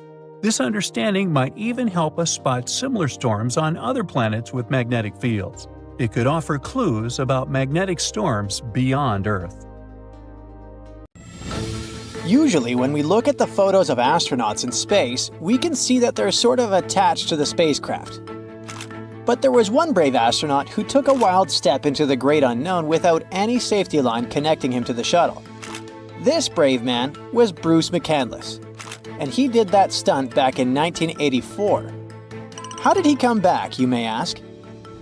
He did this cool trick using a nitrogen jetpack, which NASA called the Manned Maneuvering Unit. At first, he tried out some test maneuvers in the Challenger's payload bay, and only after he made sure it was alright did McCandless decide to go for it and glide a staggering 320 feet away from the shuttle. A bit of sad stats here. Out of the 430 people who have made the leap into space, 18 have sadly lost their lives, which gives us a fatality rate of just over 4%. With these numbers, it's safe to say that space shuttles are the least safe means of transport out there. Duh. Alright, let's make it a tad brighter. If we crunch the numbers a bit better, we can get a smaller percentage. But how? Well, 4% is a bit misleading because when we count, we take all the space flights. However, some people flew several times, which reduced the probability. With over 600 seats filled across 113 shuttle flights, the true fatality rate for shuttle missions is actually closer to 2%. Let's test your general knowledge now, shall we? So, what was the first living thing ever sent to space? If your answer is a monkey, you aren't right. Those who said dogs, sorry you guys, but it's not correct either. On the 9th of July, 1946, fruit flies became the first living creatures to make it to space during a suborbital V-2 rocket flight. Then, on the 20th of February, 1947, these little guys safely returned from their journey, opening the door for future human space exploration. Before, we sent to space mammals like the rhesus monkey, Albert II, in 1949, or the famous space dogs. Scientists spent a lot of time studying fruit flies to see how they reacted to radiation and the conditions of space travel. Researchers started using fruit flies for experiments back in the 1910s. Guess why? Because we humans share a lot of genes with these yucky pests. Imagine hearing some creepy music all of a sudden, when there's nothing but darkness around you and nobody is there to help you. Right, now imagine how elevated this experience was for astronauts who heard some creepy music in their space shuttle. Months before the moon landing, Apollo 10 astronauts were orbiting the moon, testing equipment, when they heard strange audio noises. Astronaut Eugene Cernan noted the eerie sounds, joking they were like weird music. At that moment, the astronauts didn't have contact with mission control. They were over the moon's dark side. Although the noises resembled something from a sci-fi film, NASA downplayed them as they were focused on the astronauts' mental health. Despite years of speculation, the source of the sounds remains unknown, with theories ranging from radio interference to charged particle activity. Cernan later remarked that they didn't take it seriously and didn't report it after the mission. Chances are, we've already received messages from new friends from other galaxies, but we just failed to understand them. In August 1977, some astronomers using the Big Ear radio telescope at Ohio University picked up a strange narrow-band radio signal from the constellation Sagittarius that lasted for 72 seconds. The signal buzzed at a frequency of 1,420 megahertz, which is significant because it matches the natural emissions from hydrogen. This frequency had been flagged by scientists almost 2 decades earlier as a likely choice for extraterrestrial civilizations trying to reach out to us. They dubbed it the WOW signal after one of the astronomers wrote "WOW" on their printout. We've never heard that signal again, and no one has been able to explain its origins satisfactorily. After spending about a month in space, astronauts start losing quite a lot of skin from the bottoms of their feet, especially those tough calluses they've built up over time. One astronaut even called Mission Control in a bit of a panic when he noticed a chunk of his heel drifting off in zero gravity.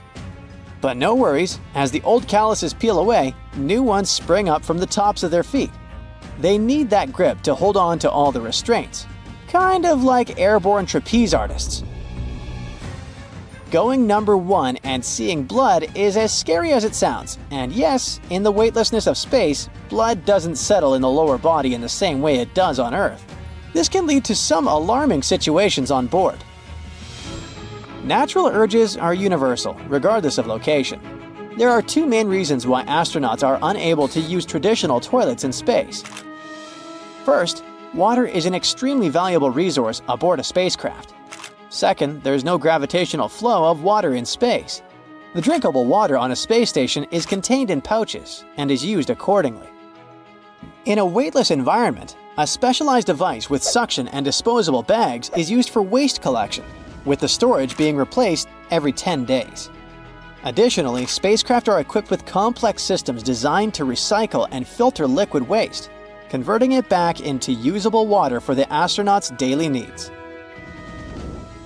As if that wasn't enough, spending an extended period floating around in space brings another challenge. The body may lose its bursa sacs, those handy little cushions that sit between our hip joints. While this may not pose an immediate issue in the zero-gravity environment, returning to solid ground can turn the simple act of sitting down, whether in a chair or on a toilet, into a real struggle. The fluid shifts that contribute to blood-related issues don't stop there. They can also wreak havoc on astronauts' sinuses, creating a constant feeling of congestion. It feels like living in a stuffy room all the time, where relief seems just out of reach. Thus, the challenges of long-term space travel add up, making the experience as daunting as it is thrilling. Another challenge astronauts run into is vision loss, also known as ocular syndrome, which sounds all science-y. While the exact cause is still a bit of a mystery, it's thought that extra pressure on the brain can mess with both the retinas and optic nerves. And here's a fun fact: it mostly affects guys. By the way, you might assume that shutting your eyes in space means it's pitch black, but that's not the case. Because of high levels of radiation, astronauts can still see bright lights when they zip through certain parts of their orbit. It's a pretty strange phenomenon that keeps them on their toes, even with their eyes closed. Switching gears, let's talk about bone health in space. It turns out that being weightless can really take a toll on astronauts' bones. Like, they can lose up to 2% of their bone mass every month, which is pretty wild. But the good news? They've come up with new exercise routines that help fight off that bone loss. So, while space travel definitely has its challenges, researchers are working hard to keep astronauts in tip-top shape as they explore the universe. The Big Crunch is a cool theory about how the universe might end, and it's basically the opposite of the Big Bang. So, imagine the universe expanding for ages, but then it hits the brakes and starts collapsing in on itself, maybe even forming a huge black hole. Scientists are looking into this by checking out the universe's density. If it's too dense, such a collapse might really happen. At first, people thought that gravity would eventually take over and stop the expansion from the Big Bang. But then we found this mysterious thing called dark energy, which is actually speeding up the universe's expansion. Because of that, it seems like the Big Crunch is pretty unlikely. Right now, the evidence shows that dark energy is here to stay, so the universe will just keep on expanding forever. So, dark matter is a mysterious substance that makes up about 85% of the total matter in the universe, yet we can't see it or touch it. The regular matter that we're used to forms stars, planets, and everything around us. But dark matter doesn't emit, absorb, or reflect light, which is why we can't even see it. We don't even know if it actually exists. The reason why we believe in dark matter is because it leaves gravitational effects on galaxies and other cosmic objects. For example, spiral galaxies spin in a way that doesn't match the law of physics we know. According to our current knowledge, the outer edges of these galaxies should slow down, but they don't. They either keep the same speed or even speed up.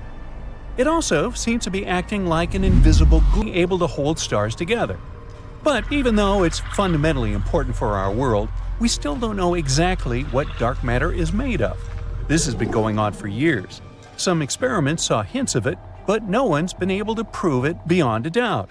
Maybe the future circular collider will be able to find it. There's a mysterious force in space that seems to be pulling our entire galaxy, along with many others, toward it. This force is known as the Great Attractor, wink wink. It's a crazy massive region in space, about 10 million billion times the mass of our Sun, with a super powerful gravitational pull. Scientists think it might be a super cluster of galaxies, but they're not sure. The problem is, we can't see it directly because it's hidden behind the Milky Way, while the Milky Way itself, horrifyingly, is moving toward it at a speed of about 370 miles per hour.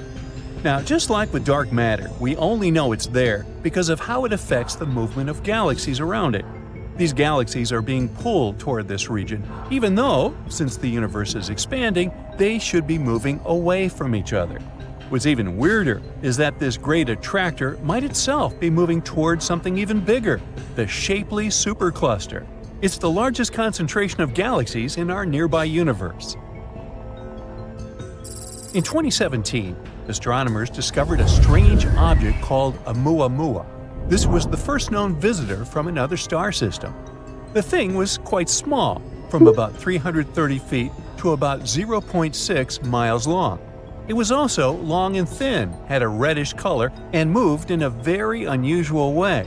As it passed by the Sun, it unexpectedly sped up and then left our solar system just like that. Tons of theories started sparking up. It was too weird looking for an asteroid.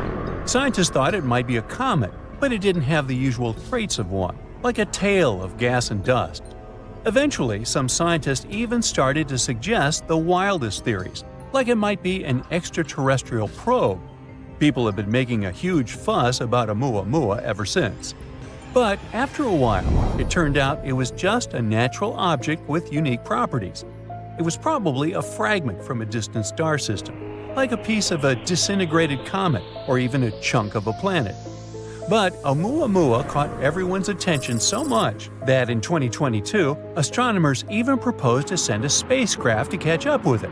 This mission could take about 26 years. Hey, stay tuned. Now, as for extraterrestrial creatures, where is everyone? There's this thing called the rare Earth hypothesis that suggests that life as we know it is actually super rare in space. In the 70s and 80s, scientists argued that Earth is just an ordinary planet in an ordinary solar system.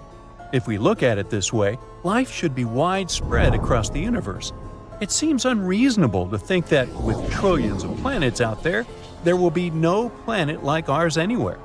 But then, a geologist picked a planet with all of its astrophysical and geological conditions should line up perfectly for complex life to develop. So just think about it. Being in the right zone of the galaxy, on a good distance around a stable star, a rocky planet with water and the right temperature, emergence of molecules, monkeys deciding to walk, and so on. This would explain the Fermi paradox, which asks, if extraterrestrial life is common, why haven't we seen any signs of it? Well, the rare Earth hypothesis explains it. The universe might be full of plants, extraterrestrial critters, and fun animals. But would there be an intelligent species like humans? That's another story. As for humans being intelligent, that's another matter. Dark matter? And even if they do exist, we could be incredibly far away from each other. That would make communication or contact with other intelligent species very unlikely. Now, there's another similar theory called the Great Filter. This idea says that there might be a big obstacle somewhere along the path from microbes to advanced civilizations. It was the idea of the economist Robin Hanson. He also believed that maybe intelligent life, as we know it, isn't that common in the universe, although he assumed it's not because our planet was the result of tons of unique conditions, but because there must be some sort of filter that reduces the chance of life progressing to our point. Who knows where this filter is? It might be in the stage of early microbes, which means that we managed to get through it or somehow ahead in the future, which means we might go extinct like many other species before us. Well, maybe in the next stages, such as colonizing other planets and the galaxy, are much harder, if not impossible. Something unexpected might come up, potential catastrophes, resource exhaustion, or other challenges. Now, there's this thing called a pulsar. It's a weird type of star that sends out regular bursts of radio waves, like a flickering space lighthouse. You see, in space you often find a pulsar and a smaller companion star that rotates around it. But one day, scientists discovered this system, which was also surrounded by tons of some energetic material. They suddenly realized that these are probably the remains of another companion star, which was very big in size. But the pulsar was blasting out powerful radiation and particles, slowly consuming its companion. This is kind of like how a black widow spider eats its mate, hence the name. Since then, they've found other similar systems. They've grouped them all into one spider family.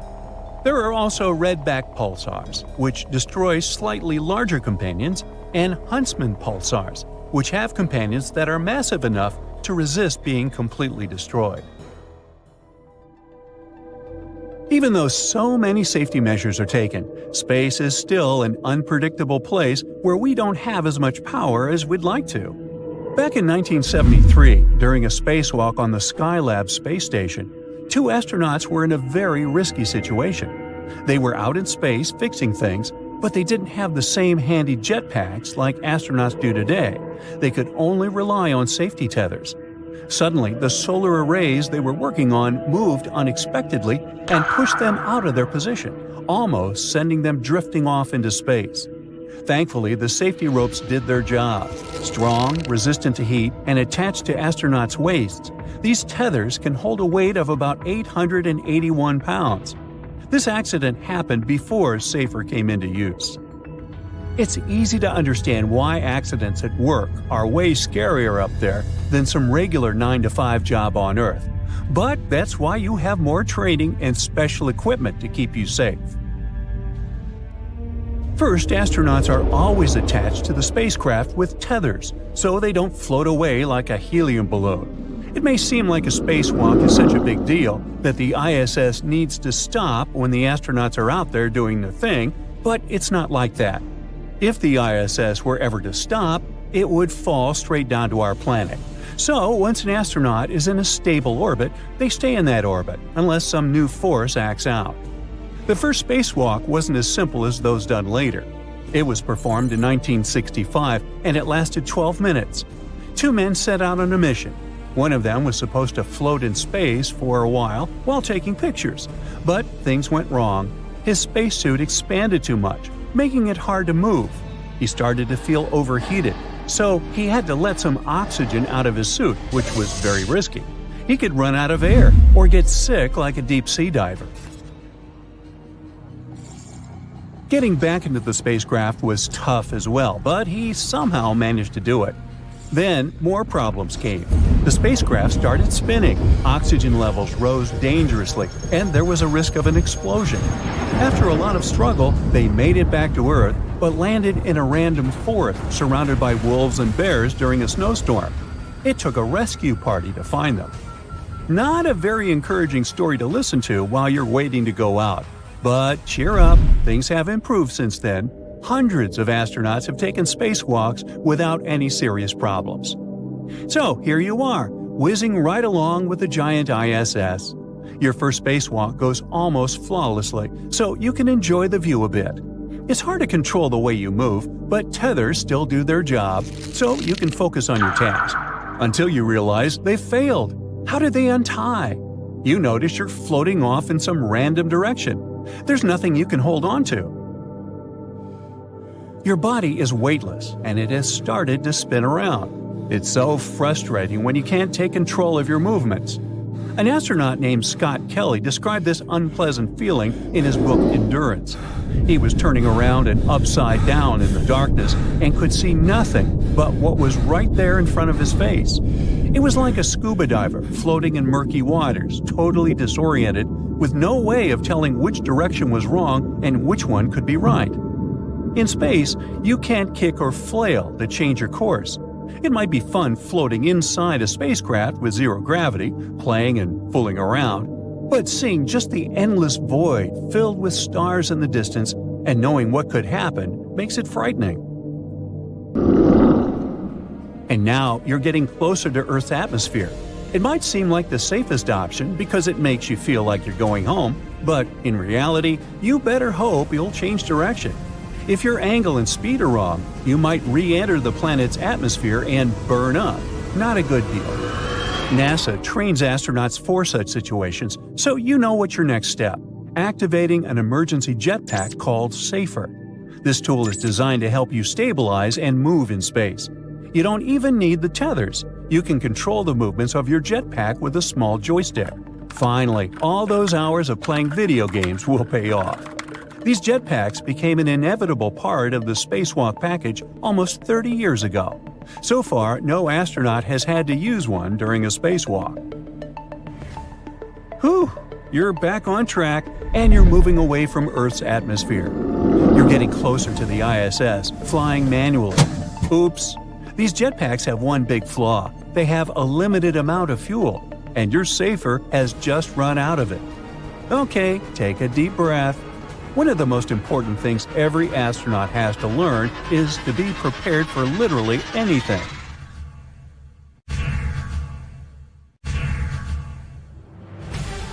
This strange radio signal wasn't found by a scientist on a serious mission.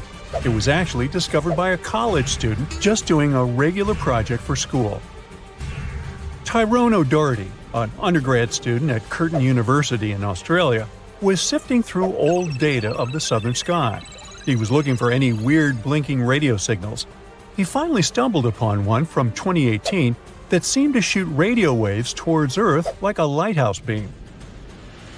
Excited about his find, Tyrone shared it with his mentor, radio astronomer Natasha Hurley-Walker.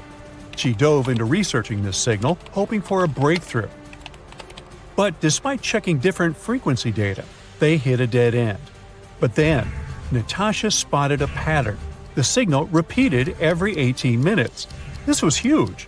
But just as they were gearing up to study it further, poof! The signal vanished after only 3 months, leaving them with nothing. Not giving up, Natasha and her team scanned the skies again, desperate for a clue. Months passed, but nothing turned up.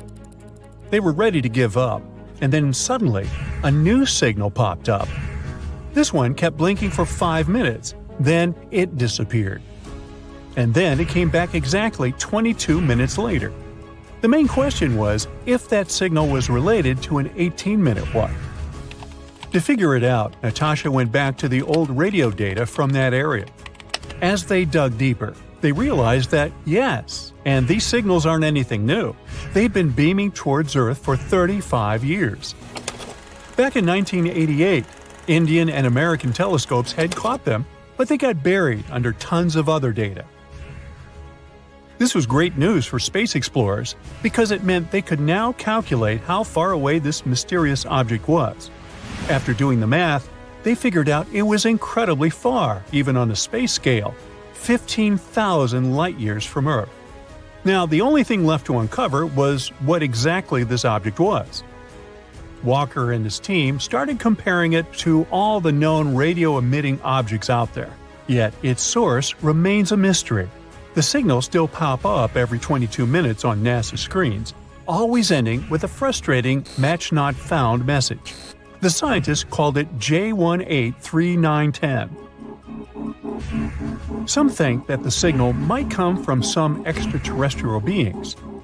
Maybe it's the signal that SETI, the search for extraterrestrial intelligence, has been waiting for. This project has been working for over 50 years, trying to find any evidence of life beyond Earth. They also scan the skies for radio waves, laser pulses, and other mysterious signals. So maybe it's a way for extraterrestrial folk to communicate their location. Over billions of years, the surface of the moon has been hit by asteroids and comets, causing bits and pieces to constantly break off from the impacts. Because of this, all the surface material is pretty loosely packed. So when there are quakes, slopes in the same area can become susceptible to landslides or new faults opening up. Future settlements located too close to these unstable slopes could put everyone living inside these lunar bases at risk. Moon dust adds another layer of complexity because without erosion or water to smooth it out, it can harden to the point of being as tough as glass. If we really want to understand how dangerous moonquakes might be for people living and working on the moon in the future, space agencies still need to map out and get new seismic data, and not just from the South Pole, but from the entire satellite. In 2025, the Farside Seismic Sweep Mission, or FSS, plans to deploy two of the most high-precision seismometers ever built to the Schrödinger crater, which is located on the dark side of the moon. Finding out what's happening on the ground there is crucial for understanding the complex lunar structure and its internal dynamics. Scientists are still trying to figure out whether the lack of recorded seismic activity on the far side of the moon is due to current instruments not being capable of detecting it, or if it's due to some kind of interference from melted material in the mantle.